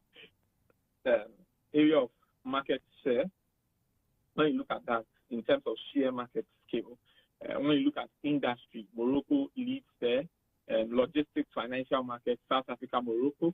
You see Kenya being rich in tech and services, and you see that Cote d'Ivoire said recently is very, very instructive. It combines strong policy continuity with aggressive infrastructure investment and export orientation. So our challenge is to match that speed on reforms and infrastructure rollout while maintaining our macro credibility. So where Ghana holds up well is investor access to West African markets, English language, human capital, and regional diplomatic ties. But to catch the top five, we need faster improvements in our power reliability, in our port efficiency, and medium-term bond market improvements as well. In a nutshell, we are competitive, but we must scale certain public goods and markets to move from best of the rest to regional leader status. And I think that the gap that we currently face can be fixed, but we require some reprioritizations, refocusing our priorities, executing well our public investments and regulatory reform. But do you see that we have the potential? Yeah, we do. We do have that potential. I see. But what risks or vulnerabilities could actually threaten our position in future rankings? Well, thank you. Macroeconomic slippage is the obvious risk, of course. We've seen it before, how we can perform well and all of a sudden look like we've flagged or something like that. So renewed fiscal indiscipline is one of the risks. Rapid currency depreciation reserve depleting, all of that, they will quickly reverse and erode investor appetite and raise borrowing costs. Markets penalize backsliding severely, and there are several structural issues that they must also deal with, like an unreliable power. For instance, in some of our regions, slow customs, weak industrial base, etc. These are all structural challenges that we need to overcome. And when we are able to do that, I think that these risk factors, once you take them out of the way, you expand the potential for you as a country to be a viable investment destination. And we've also seen our persistent logistical inefficiencies as well. And that reduces our competitiveness relative to our peers. And when I speak about our peers, I'm talking about Egypt, Morocco, South Africa, Kenya, and of course, Cote d'Ivoire. These are the 5 ahead of us. And once you're able to take some of these things out, then we are able to catch up with them. See, investors value predictable rules. Any perception of arbitrary change can push deals to alternate jurisdictions, which we would not want. Climate and social risks are the last one. Droughts that are affecting agriculture, local content disputes, we know, and we have some local undertones of disputes. Of course, we are doing very well with how we have handled it so far, but all of that is not good for us. And it doesn't make those particular areas a viable investment destination. So we have to check all of that. And I feel like good or robust risk mitigating strategies must be part of our investment speech. And in the end, I think that we may be able to enter the last or the top 5 or even be part of the top 3. Right. Okay. Maybe finally, what do you think we must do over the next, say, 12 to 24 months to move from 6th into maybe the top 3 on the continent? Well, we need to accelerate public good investments. Important city projects and selected routes that unlock industrial clusters. These lower unit costs, it reduces the cost of production and make manufacturing attractive at scale. We also have to deepen our domestic market, participation and performance, longer tenor for local currency bonds, project finance instruments, DACRA bonds, all of which are important to finance big projects domestically at a reasonable terms, reasonable interest, reasonable time bound. And it helps to reduce the risk with foreign exchange for investors. We also have to find a good way to streamline our regulation because that is a one-stop shop for major investments. Clear local content rules and faster land acquisition mechanisms with transparent compensation frameworks are all key to streamlining regulation within Ghana to be able to attract investment into the country. Speed and predictability reduces transaction costs dramatically. And finally, we need to double down on strategic sectors. And I mean agro-processing for exports, renewables and gas, for affordable power, fintech exports, and tourism is also another area we must pay close attention to. And we have to complement that with human capital investments, vocational and technical training, which we've already started, even with our senior high schools up onto the tertiary and all of that. Today in Ghana, we'll talk about STEM education among Ghana states. These are important, very, very, very, very significant. And once you're able to do this, I think that we'll move Ghana from one degree to another, and we'll be part of the creme de la creme when it comes to the African continent. All right, Ima, thank you very much for your time this morning. Our time is up and we have to go, but I'm really grateful that you made time to join me. You're welcome. All right, so do enjoy the rest of your day. All right, so that was Emmanuel Boating, our in-house economic analyst, and who were talking about the ranking, the RMB ranking. RMB is the Rand Merchant Bank. Now they have ranked Ghana number 6. We've actually maintained our position as number 6 on the African continent when it comes to where to invest in Africa. So that is a good news. And we're talking about exactly what puts us there. What do we do to maintain that position, or what do we do to move forward?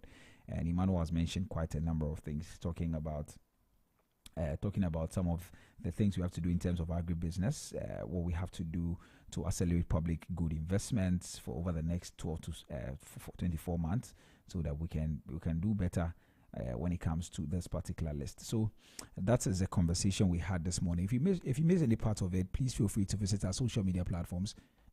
We're on Facebook at ZFMGH and also on YouTube at Z Multimedia. You can visit these platforms and play back, and you can get something from this conversation. We'll continue to monitor these numbers, oppositions or rankings actually, and then we bring you more conversations along those lines. So but thank you very much for staying with us till this point. We're going to get into our roundtable discussion, and like I told you earlier, we're talking about e-currency, whether it is achievable or it is just something in terms of our ambition.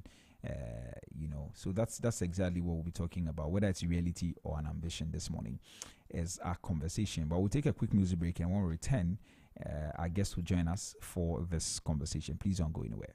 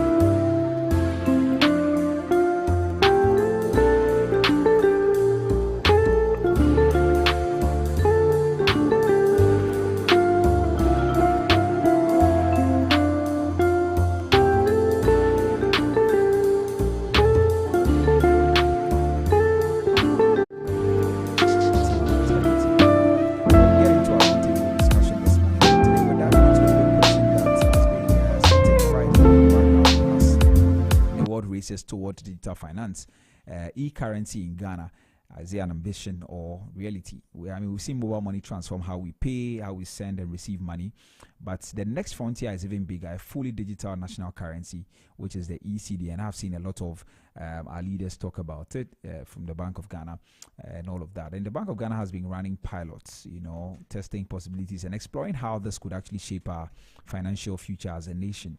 But the honest truth is this: the conversation isn't just about technology, it's about whether our systems, our institutions, and even we the people are ready. Do we trust it? Is our internet reliable enough? Can cybersecurity keep us safe? And will this new currency include everyone or leave some people behind? This morning, that's what we're talking about. We're asking the bold questions. I want to know whether Ghana is genuinely on the path to a digital currency revolution, or whether this is a dream we're still warming up to. And that is why we have joining us Harris Akita. He is a regional manager for Fortinet English West Africa. He works in cybersecurity, but got a lot of knowledge when it comes to these things. And he's joining us this morning for this important conversation. Hi, Harris. Good morning. Good morning, Nii, and good morning to your listeners as well. Yeah, thank you very much for joining us. It's a pleasure. The pleasure is always mine. Right. Okay. So let's get into our conversation. Now we're talking about e-currency in Ghana. Maybe for starters, what exactly is e-currency for our listeners who don't quite have a lot of knowledge in that? What is e-currency, and how different, or how does it differ from mobile money and or regular cash? All right. So when we talk about e-currency, e-currency in the context of Ghana's ambition is the central bank trying to create digital currency. So instead of the traditional cash we carry around, you're going to have a digital one where it still has the same value as the cash, but you don't need to carry the cash around. So you can pay anything you want to pay from anywhere you are at any time, and you don't have to think about having to get cash on you. Now, when it comes to mobile money, as against e-currency, there are different. E-currency in this context is being managed by the central bank, and so the central bank takes care of every liability that comes with it. But with regards to mobile money, it's managed by the telcos and the fintechs, and so the central bank can only support it. But if anything should happen, so with all this Momo fraud, you can't hold the central bank responsible for anything that happens on mobile money. But with e-currency or digital currency, you can always go back to the central bank to assist you with whatever challenges you have. So that's the difference between the two. So the mobile money deals directly with the central bank. Sorry, the e-currency deals directly with the central bank. Exactly. So in this case, that will be BOG. I see. So does that mean that ECD would work even without mobile money platforms? Yes, ECD work because the platforms are different, but then they can also interoperate, or let's say the ECD will complement the mobile money as we have it now. But would people need internet access, or can it work offline just like cash? So it depends on the implementation. Okay. There should be a way to inculcate everyone. Unfortunately, we are not up there yet when it comes to internet. So if the implementation is right, there should be an offline way for those who are not on internet, or those who are using who are not on smartphones, to be able to have access to e-currency. And I think we've done a good job on that, even with our current financial sector, introducing smart cards and USSD, just for our market women and those in the rural areas to also have access to digital cash. So are there some countries that are actually rolling it out that you can mention? And which ones are they using? Are they doing the internet one, USSD, and all of that? Which ones are they doing? So when it comes to e-currency, I think in the region, Kenya, I know, took the lead. Kenya, South Africa have taken the lead. I don't have much details on how they manage the rural side of things, but they have a similar challenge to what we have, and it's going so well there. The other places like the EU and the Americas also have it. So It depends on the geographical location and peculiar challenges they have. But I believe it will still work even with our current internet challenges where we don't have internet across the nation. Yeah, because that's a very big barrier if we're going to limit it to internet. I mean, if we're going to use if people will need internet to be able to access it, then it's going to be a very big barrier. But if we're going to do some USSD, some offline things, then I think that will help greatly. Definitely. So far, I think with the little I've seen on the piloting, it inculcates everyone, because if you are not able to get everyone on board, then it's going to fail. You can't just leave it for a few to use it. So so far with the systems in place, I think we are doing a good job. It's a step in the right direction, and we are going to get everyone on board. We're going to talk about the progress you talk about. I mean, saying that we've made some progress already. We'll talk about that shortly. But how ready is our financial infrastructure to support a national e-currency system, generally? I will say we are relatively well positioned compared to many of our peers in the sub-region. Okay, if you look at the fact that we have a national ID system as a nation, we have digital addressing, and fortunately, we have interoperability with our banks. So day-to-day activities with banks, talking to each other, the systems are already in place. And so we are ready as a nation. Not fully, because there are risks, but I think the existing infrastructure will support it. And then, like we mentioned, even to inculcate those who are not on smartphones, we have the smart cards, data wallets, and then the USSD. To assist those ones as well. Right. So, which specific parts of our infrastructure, current infrastructure, are the biggest bottlenecks right now? So, for me, I will say we need to take a good look at our security, because that's where we might have to, we will have some challenges as a nation. We need to really take it serious, because there should be some constant monitoring, and then there should be policies around data privacy as well. That way we can have people embracing the e-currency and then getting on board. If we're able to deal with the cybersecurity issues. Yes. If we were to launch today, what would break first? So, that's a big one. Well, if we're to launch today, I think so far we are doing well with the current systems we have. So, like I mentioned earlier on, we are complementing what we have. It's not like we are changing all the infrastructure we have, or we are in the systems we have already. So, if we are to launch today, I think so far with the piloting that has been done and the results that are coming in, we should be able to do well if there's proper awareness. Okay. Hello? Yeah, hello? Yeah, Can you hear me? Yes. Were you done speaking? Yes. Okay, right. Okay, then let's move on. Now let's talk about the progress. You talk about the fact that, I mean, based on the piloting that has been done, it looks like we've made a lot of progress already. What progress has been made so far with the project? Okay, let me give a brief history based on, just for the sake of the listeners who do not even know there's e-currency going on, or there's anything like ECD agenda in Ghana. So this actually started in 2021, which was announced by the then governor of the Central Bank of Ghana. And so they partnered with a technology firm called GD, who are very well vested in digital currency. And then I think the pilot began right after that, and there were a few selected banks and institutions to get this running.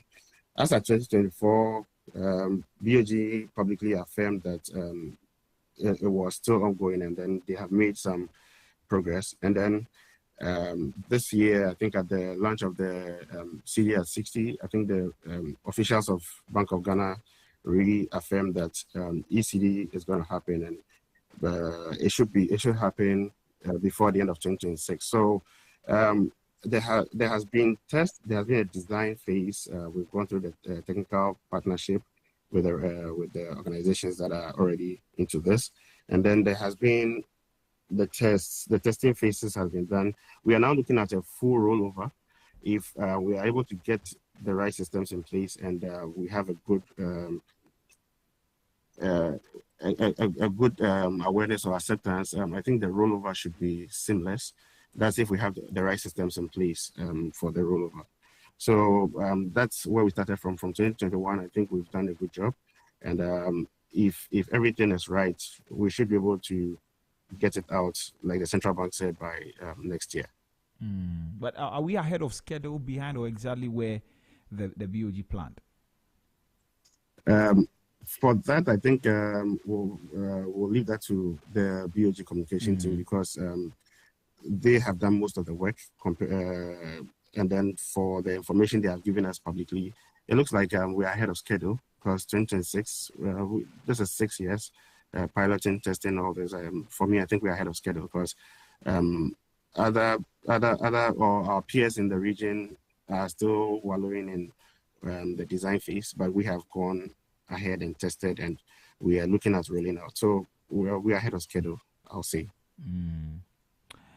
Okay, right. But what do you think is the biggest milestone that we are yet to achieve? Well, for me, it's two things. Again, I will always say cybersecurity, and then privacy, or data privacy, and then regulation. Now, in the likes of the Europe, there's the GDPC to guide the use of data privacy. But over here, we are now going to collect, we have the data, but we need to understand what data needs to be used and then how it should be used. And then also we need to have constant auditing and supervision, and then the right security in place.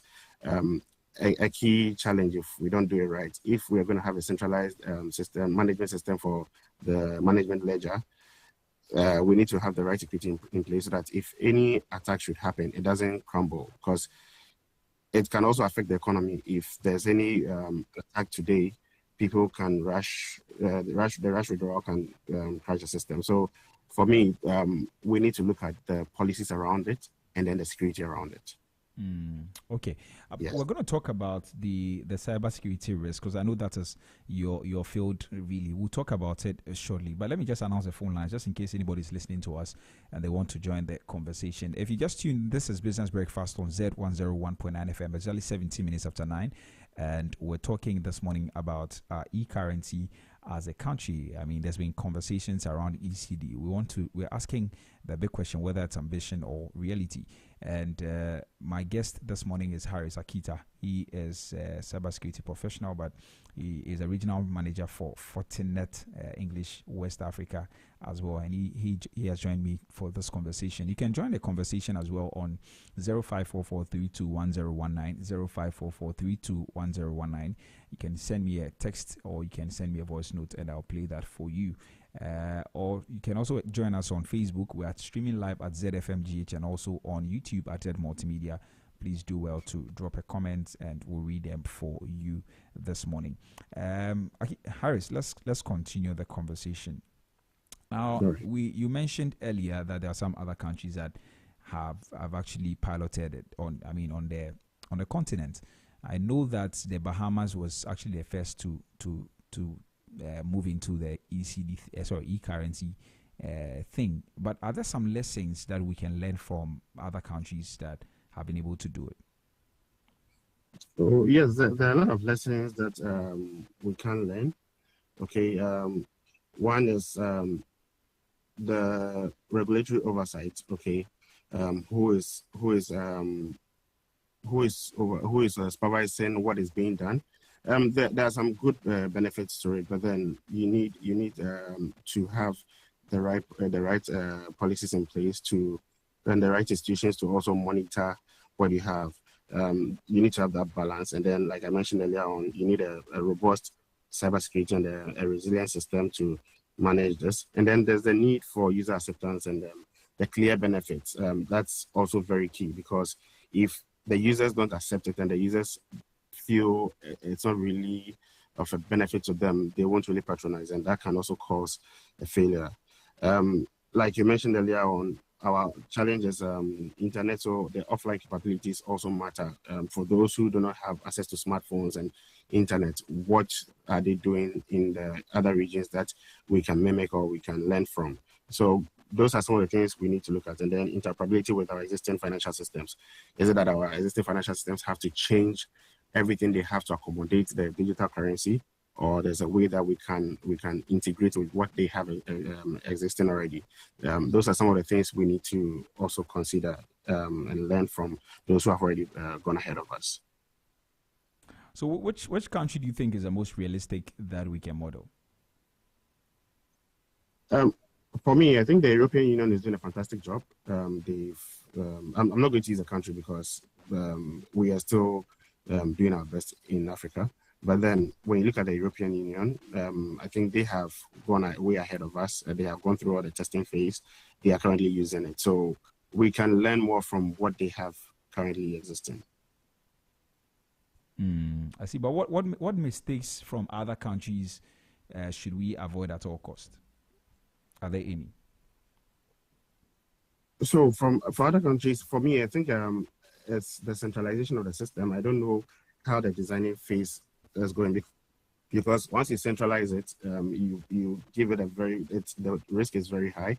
And for me, I think that is one thing we need to really look at if that's the plan. Because yes, you need to have everything, you need to be transparent and track it, but then it should be designed in such a way that in case of anything, we can always fail over to another solution immediately to reduce any form of downtime or reduce any integrity issues with our citizens. I see. Now, how reliable is the public's trust in a fully digital currency system? So there are two sides to this question. Fortunately, this is nothing new to us because of the existence of mobile money. And so we are already used to using smartphones to make payments. We have access to cards for payments and all that. Yeah. The only challenge I see is the privacy issue, because a lot of Ghanaians feel if they go digital, that means that every transaction they do will be tracked. And so we need to have that kind of assurance that it's not necessarily tracking you, but it's for your own security. And that's why we need to make sure that anything you do, there's someone overseeing it. And then the central bank must also demonstrate some level of reliability, some security, and then fairness in the rollout of the system if we are going to go full scale. Right. So do you is there a matter of the fear of government control or maybe the lack of understanding? It's both. Okay. So lack of understanding is in the sense that again, you can't blame the citizenship. You need to look at the fact that we've had some challenges on the mobile money aspect, especially with all these cameras going on and all that. So there's that fear already of losing all your funds if you go full digital. Okay. And then we also look at the fear of the government monitoring and a lot of we are trying to also have a system where we can have a proper tax system. Okay. And that's where, for those who do not understand even the fact that we need to pay taxes to support the building of the nation, feel like they are being excuse my word, they are being robbed, or someone is trying to take from them. And so that is where the fear is as people. But if there's the right awareness and there's the right education and also proper digital technological literacy in the system, people will embrace this as we grow. But what kind of communication will change that perception? So for me, it's how we create the awareness. It's more about having that clear communication on what benefits you're going to get from going digital, and the fact that it's not going to cost you much to use it as compared to maybe the traditional walking to the bank, the time it takes. If we can have that clear communication with our people, and then having stakeholder engagement, it's going to really drive adoption in the nation. Okay, now let's talk about the cybersecurity aspect of it. I know you've mentioned that, and that's one of the biggest issues that we have to deal with if we want to roll this out. What specific risks are associated with adopting an e-currency in Ghana? Okay, so for security risk, I think the first thing is system integrity, and then also double spending risk, okay, especially for those who are going to do a lot of offline transactions. Now, without careful design, you might have people doing double payments and double transactions, and it can be exploited, because if I know that if my system is offline and someone pays, once they come online, there's going to be another deduction. Some scrupulous people would take advantage of that system. And so we need to carefully look at that aspect of it and the systems we are going to use in terms of our transactions. Now, like I mentioned earlier on, centralization and a single point of failure, because once you centralize the ledger management system, you are prone to attack, and attacks on an hourly basis, the level of cybersecurity attacks that happen, you have no idea. So putting that kind of system in a centralized position puts it at a high risk. And for me, it's something we also need to look at. And then it's going to increase all these user-facing risks. Already we are having challenges on mobile money calls where scammers call. And this one, we are going to have more phishing, malware, ransomware attacks, theft of private keys of customers, which is also going to bring a lot of issues, if not legal issues, at least citizens are unhappy and pulling out of the system. So that's also another thing. For me, I think we need to create a lot of awareness on how to keep your digital keys so nobody can take it from you. And then, like I mentioned, privacy and surveillance, because if there's someone tracking, or if third parties have access to the systems, it's easier for them to also try and then take from places where there are loopholes. And we need to have proper surveillance and monitoring of the system if we're going to go full digital. The other thing I'll talk about is operational and infrastructure risk, where there are mismatches, errors in terms of funds transfer, potential loss of funds. The systems you're going to use, the hardware, how dependable are they? We need to take a look at all those things, and we need to be very intentional about most of these challenges. Right, but do you are current cybersecurity institutions able? Are you sure they will be able to handle these things? Are they capable of handling these threats? So I'll say they are capable, but security is not 100%, and it's not a one-person job.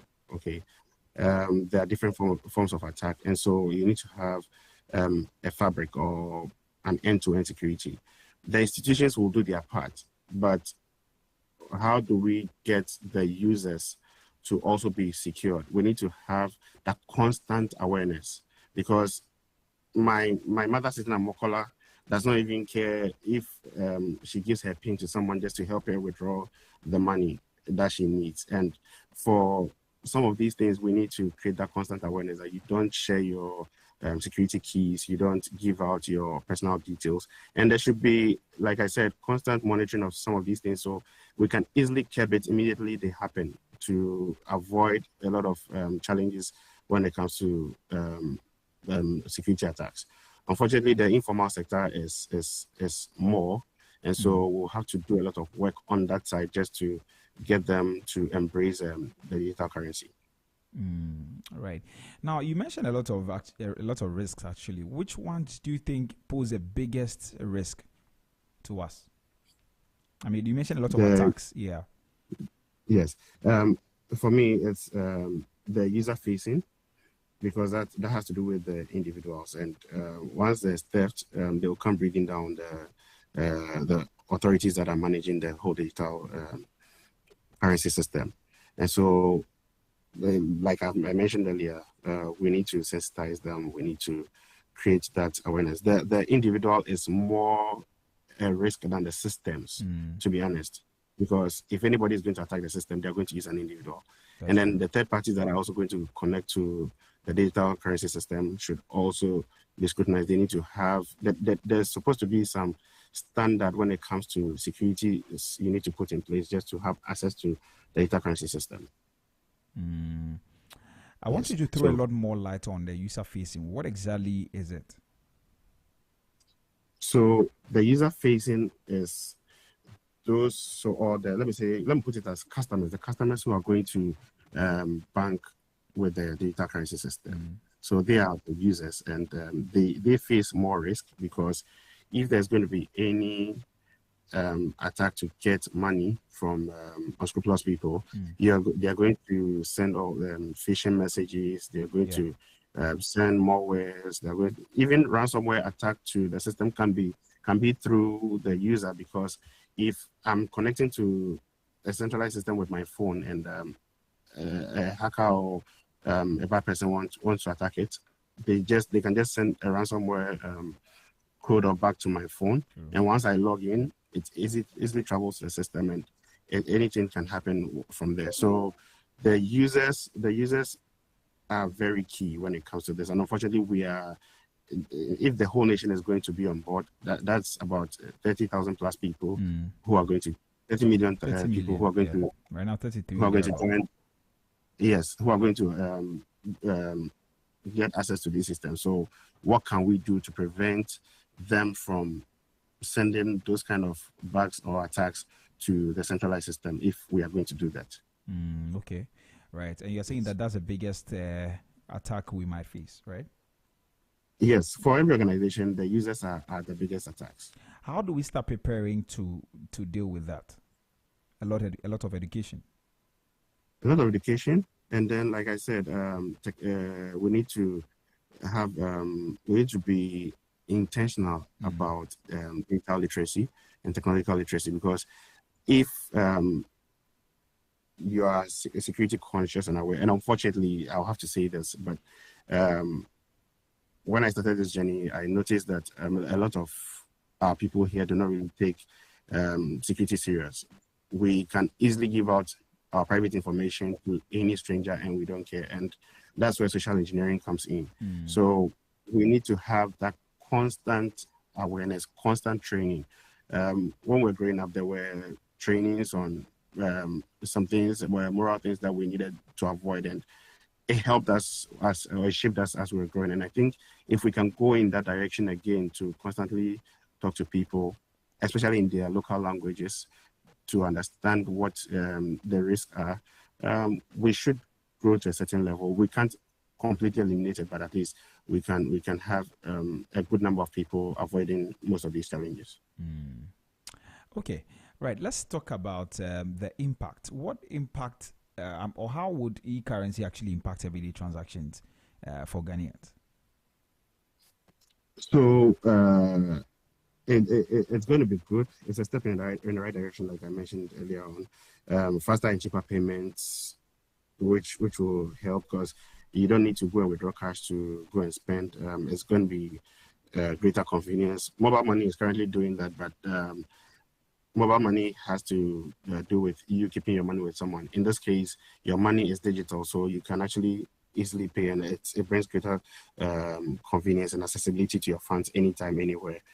Financial inclusion for the unbanked and the underbanked. That's those who do not even have access to bank accounts or do not even know how to use a traditional bank. It's easier for them because they don't need to walk into a banking hall to go through the stress of opening a bank account. They can easily have that on their phone and have access to it anywhere they are, and they are good. And then it's more efficient for the government to also look at taxes, welfare, social security contributions. It's easier for the government to also look into that, and then even help those in the informal sector when it comes to social security. So it's going to be very convenient for our day-to-day lives if we can go that direction. So it's going to make transactions faster and then more convenient. Okay, so what happens during system downtimes or network failures?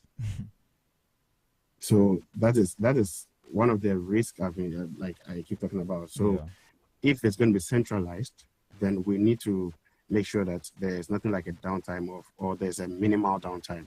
Otherwise, there should always be a secondary place to fail over to avoid any form of downtime. And if the design phase has gone well, honestly, that's more technical for those who were doing the piloting and then the implementation. But I believe that they should have something in place where there should always fail over to avoid any form of downtime, because these are people's monies and livelihood. And if the entire nation is going to get on board, they want to make sure that we avoid anything like a downtime. Okay. So do you foresee this actually increasing financial inclusion or maybe excluding some people? I actually think it's going to help. There are risks, definitely, but it's going to help because it will lower transaction costs and easier payments, especially for those in the rural dwelling places. So if the charges they are going to face on the traditional or existing mobile money systems is going to cost them more, and I have my bank. This is easy access to my personal bank. It's not like a third party going to my bank, but this is my bank. It's going to really help and also increase the inclusion because it saves a lot of stress. The only problem, like I mentioned earlier, or like you have stated, is our technological literacy and then also our internet challenges. If the smart cards and the USSD fails, how are people able to access their funds? We need to look at the registration, the trust issue, the understanding issue in that aspect. So yes, it's going to have an increased inclusion, but there's also that risk of people pulling out if it's not done right. Well, which groups of people do you think are most at risk of being left behind? I will say the rural dwellers, because again, we are now extending most of this technological infrastructure into our rural areas. The urban cities we are fine, but the rural areas, and then also the I don't want to say illiterate, but those who have little knowledge about technology might be left behind unless we find a way to handle that. Okay. Now, how does I don't know how best to ask this question, but I want to know: does this pose any threat to the mobile money system we already have currently? I don't believe so. I believe it's, if anything, it's going to complement it. Already, the mobile money system, I'll say, is choked because every individual is using a mobile money system. But to free up that threats, that those risks and challenges that the mobile money poses, and the way sometimes it's being handled, I think if we go digital currency, it's going to complement it and it's going to make life easier and faster. They'll work hand in hand eventually, but I think it's not a threat. It's rather going to help. Yes. Okay. Anyway, so still on the financial inclusion thing, how do you think that the government, can design the system to avoid widening the gap? So it boils down to inclusion. Okay, we shouldn't leave people behind. Okay, that's why I said initially that we need to have a broader stakeholder consultation. Okay, let's first of all understand what the challenges of those who are likely to be left behind. If the government can have that broader consultation with those people who are likely to be left behind, and then we understand their point, it's easier for us to now find solutions to where their challenges. And if the government can actually push for that engagement, it should really help if we're going to get all of them on board. So stakeholder consultation is the best way to go. But that is for maybe the beginning stages, right? Before we start the whole thing, or maybe the first few months or weeks or years. But the system itself, can't we do anything about the system itself that will actually make widening the gap avoidable? So it depends on what implementations we make, and if we get the feedback from that engagement, if that engagement is done, it will inform what systems need to be put in place to help those in that category to also avoid widening the gap. So we would rather get more information from there on how the wish things can be done and how it's going to favor them. So if we can get that sorted and remove that gap, we should have everybody on board. Okay.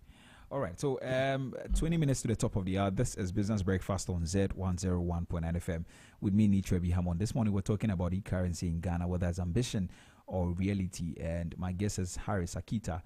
He is a cybersecurity professional, but he works with regional.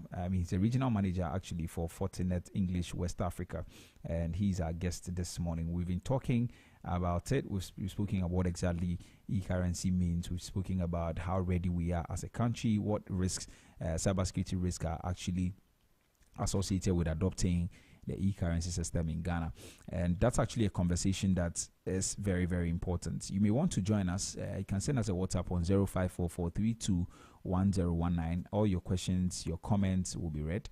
And if they require answers, we'll give them. So 0544321019, 0544321019. You can as well call us on 030395661, 030395661. You can call us and then we'll give you the opportunity to join the conversation. We're also streaming live on Facebook at ZFMGH and on YouTube at Z Multimedia. Now, this conversation actually borders around you, so you must ask a question. Feel free to reach out to us, drop a comment on our live streams on Facebook or on YouTube, and we'll read them for you as well. Well, Harris, let's continue the conversation. Now, we've already spoken about financial inclusion. We'll move on to a very important aspect as well, which is whether our banks or fintech companies are actually ready to handle such a nationwide, current e-currency rollout. What do you think? How prepared are the banks and the fintech companies?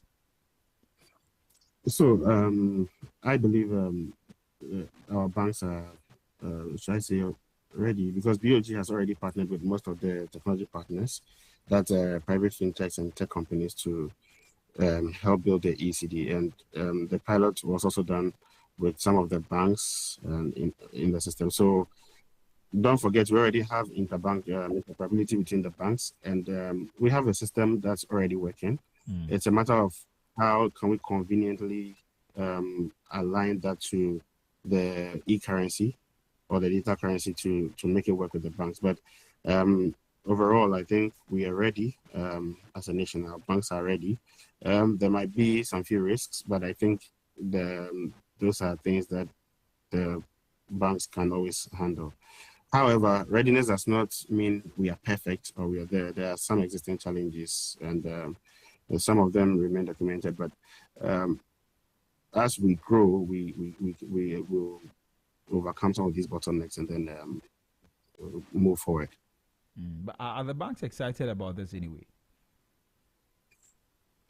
The banks are, but again, there might be some challenges, because if we also have everybody on board, there's a risk of lower deposits, which might affect the bank's business, and also the lending challenges that will come with the banks when it comes to lending. So I think those are two things that might be a challenge, but I still believe that once there's a rollout, there will always be ways or policies around that to ensure that we don't go full scale data, but we still have the banking sector operational. Do you have an idea how it is working in the other countries you mentioned earlier? Honestly, I don't have a full idea of how it works, especially with regards to the banking sector. But I know a few people who are using data currency and they save through a bank.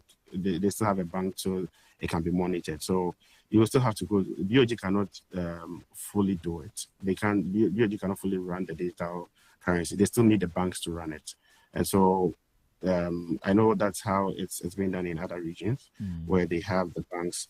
You need to have an account. You need to have your money sitting in your account. It's just that in this case, it's digital. You don't walk to the bank to withdraw it, but then the bank is still the overseer of whatever you have, whatever currency you're having. They are the ones managing it for you. So it's not completely going. It's not going to eliminate the banking system. Okay, right. But what investments do fintechs need to make to be ready?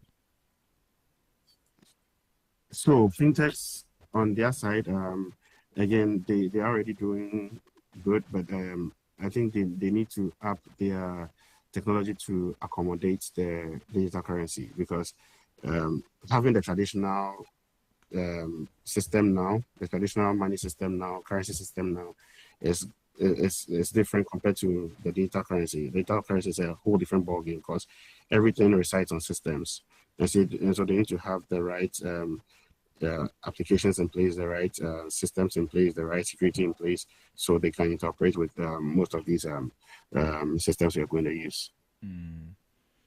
Right. Yes. Okay. Well, in terms of policy and regulations, how far have we come? And if you may, what policies or regulations are necessary to be able to make this rollout safe? All right. So in terms of policy and regulation, the very first one should be clear legal framework. Okay. Given that the CD is a status of legal tender, we need to have a clear legal direction on how it's going to be used. Okay. We need to define the rights, the obligations, how conversion is going to be done, okay, to fiscal cash and vice versa. And the enforcement, it's not just about having the framework, but how we are going to enforce it. That should also be another thing we need to look at. And then we need to look at data protection and privacy, which I've mentioned, or I think over and over, that transaction should be handled securely. And then the use of people's data should be respected. You can't just take someone's details because you claim you are managing their funds, and then you end up sending it out for anybody to have access to. That's also another thing we need to look at. So there's a need to have a proper data protection and privacy law to protect how the data that is collected is used. And then again, cybersecurity standards and oversight. Whoever is going to have access to the system, there should be some privilege access and monitoring.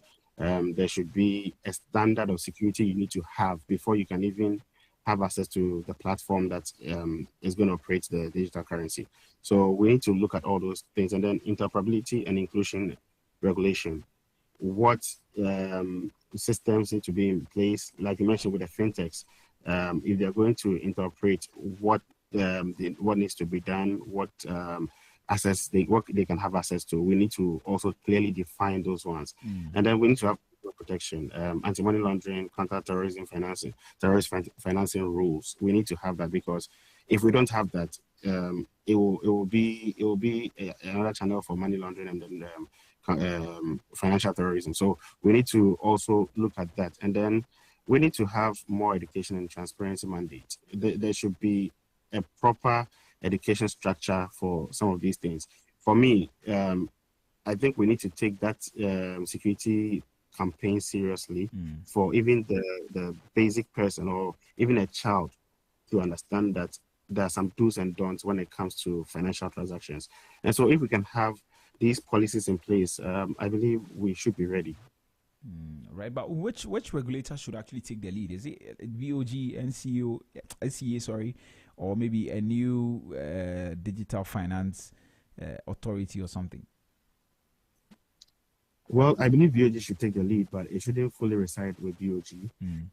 There should be, because of the nature of the system, it shouldn't solely reside with BOG, but there should be other stakeholders to also have oversight on I don't know how this will be done or how it's going to be planned, but it shouldn't solely rely with the BOG. The BOG can take the lead, have everything in place, but at a point in time, there should be some level of division, so you don't have all the power residing in BOG. Okay. All right. Our time is almost up, so we'll touch on a few other things, and then we can go. One of the biggest issues or the challenges is corruption and fraud. How might they be prevented in a fully digital financial system? So, with regards to corruption and fraud, I think this is the best way to tackle corruption and fraud, because in this case, you can easily trace every form of transaction, and it's easier for you to flag any illicit payment or anything that is not right. So you can easily, I don't want to go too technical, but there's something we call blockchain. If we're going to include blockchain, you can easily track the transaction and wherever it has gone through. And if we're going to fight some of these things, digital currency is the best way, because it's going to be the best platform to have that. Anti-money laundering, again, can be flagged. If the right policies are set in place, it's easier to be flagged. In fact, you can have even AI, with the introduction of AI machine learning, you can have some of them sitting in some of these systems, and it's easier for the system itself to flag and give alert that you need to look into some transactions. The frequency and the volumes can easily raise the flags. And again, it helps with the know your customer, okay, for their own digital wallet and transaction monitoring. So it's actually going to help. It's really going to help with regards to fraud and corruption, to be honest. I see. Yes. But are we going to replace cash fully, or we are going to use that alongside? Because if we're going to replace cash fully, then we can be talking about the corruption thing you're saying, that it will help us deal with that. But if we're going to use it alongside, don't you think people will prefer to do the cash if they want to do their corrupt stuff? So it's not going to fully replace cash, but it's going to limit the printing of cash. So that way you have the same cash in the system circulating. And so if there's a need to have more cash and you want to go to the bank, that's where it will still raise questions. Why do you need this amount of cash? Why can't you transfer digitally? So it's actually going to be a platform that's going to help on every side to be able to identify if there's any form of corruption. Because if we are not printing new notes and it's the same money and you need a certain amount of money, why do you need that? Why can't you transfer it? Why do you want to avoid? Because if I want to avoid my finances being traced, I'm going to do cash. But when you get to the bank should be able to ask questions why you need that amount of cash. And because of that, it's going to also help curb the use of cash for anything illegal. But eventually, do you think that is going to make printing cash unnecessary? Eventually. It's possible, but I won't say it's impossible. It's possible, but I don't think it's going to happen in the near future. Because we don't have all the systems in place, and the nation at large is still growing, and so it's going to take a long time. But it's possible we might get to a point where we can completely eliminate cash. Right. Okay. Maybe my last question to you is that overall, is e-currency in Ghana a realistic goal in the near future, or maybe more of a long-term ambition? So, for me, after several years of planning and piloting, it seems realistic at this point because it can be done. Now with the BOG publicly coming out to say that they want to launch before 2026, that suggests it's likely to materialize in the short to mid-term. But again, it's going to be long term with wide-scale adoption, full integration across all the banks and all the economic sector. I think it's going to take time. And so realistic, yes, but it's going to take time for us to have that full integration. Thank you. All right. Thank you very much, Harris. Really grateful that you made time, and I think it's been a great conversation. Thanks for sharing your insight with us. Thank you too for having me. All right. Please do enjoy the rest of your day. All right. So that was Harris Akita. He's a regional manager with a regional manager for Fortinet English West Africa, and he's been talking to us about e-currency in Ghana, whether it's an ambition or a reality. And we've talked about quite a number of things, but looks like it's a good thing. We all have to anticipate just that there's some more work to be done in terms of education, raising the awareness, and getting people to sign up for this. And so we'll continue to monitor the conversations. It's likely to roll out next year, and hopefully we get to speak again on this particular subject matter. But that's how we wrap up today on the Business Breakfast on Zed. Thank you very much to our guest, Harris Akita, who is the regional manager for Fortinet English West Africa, for joining us. And thanks to you also for paying attention or listening right from 6:15 till now. We're really grateful. Thank you so much for being with us. My name is Nietzsche B. Hammond. We're back again tomorrow for the Thursday edition of the Business Breakfast on Zed. Until then, please take very good care of yourself and make sure that when you think Ghana, you think Zed. Up next,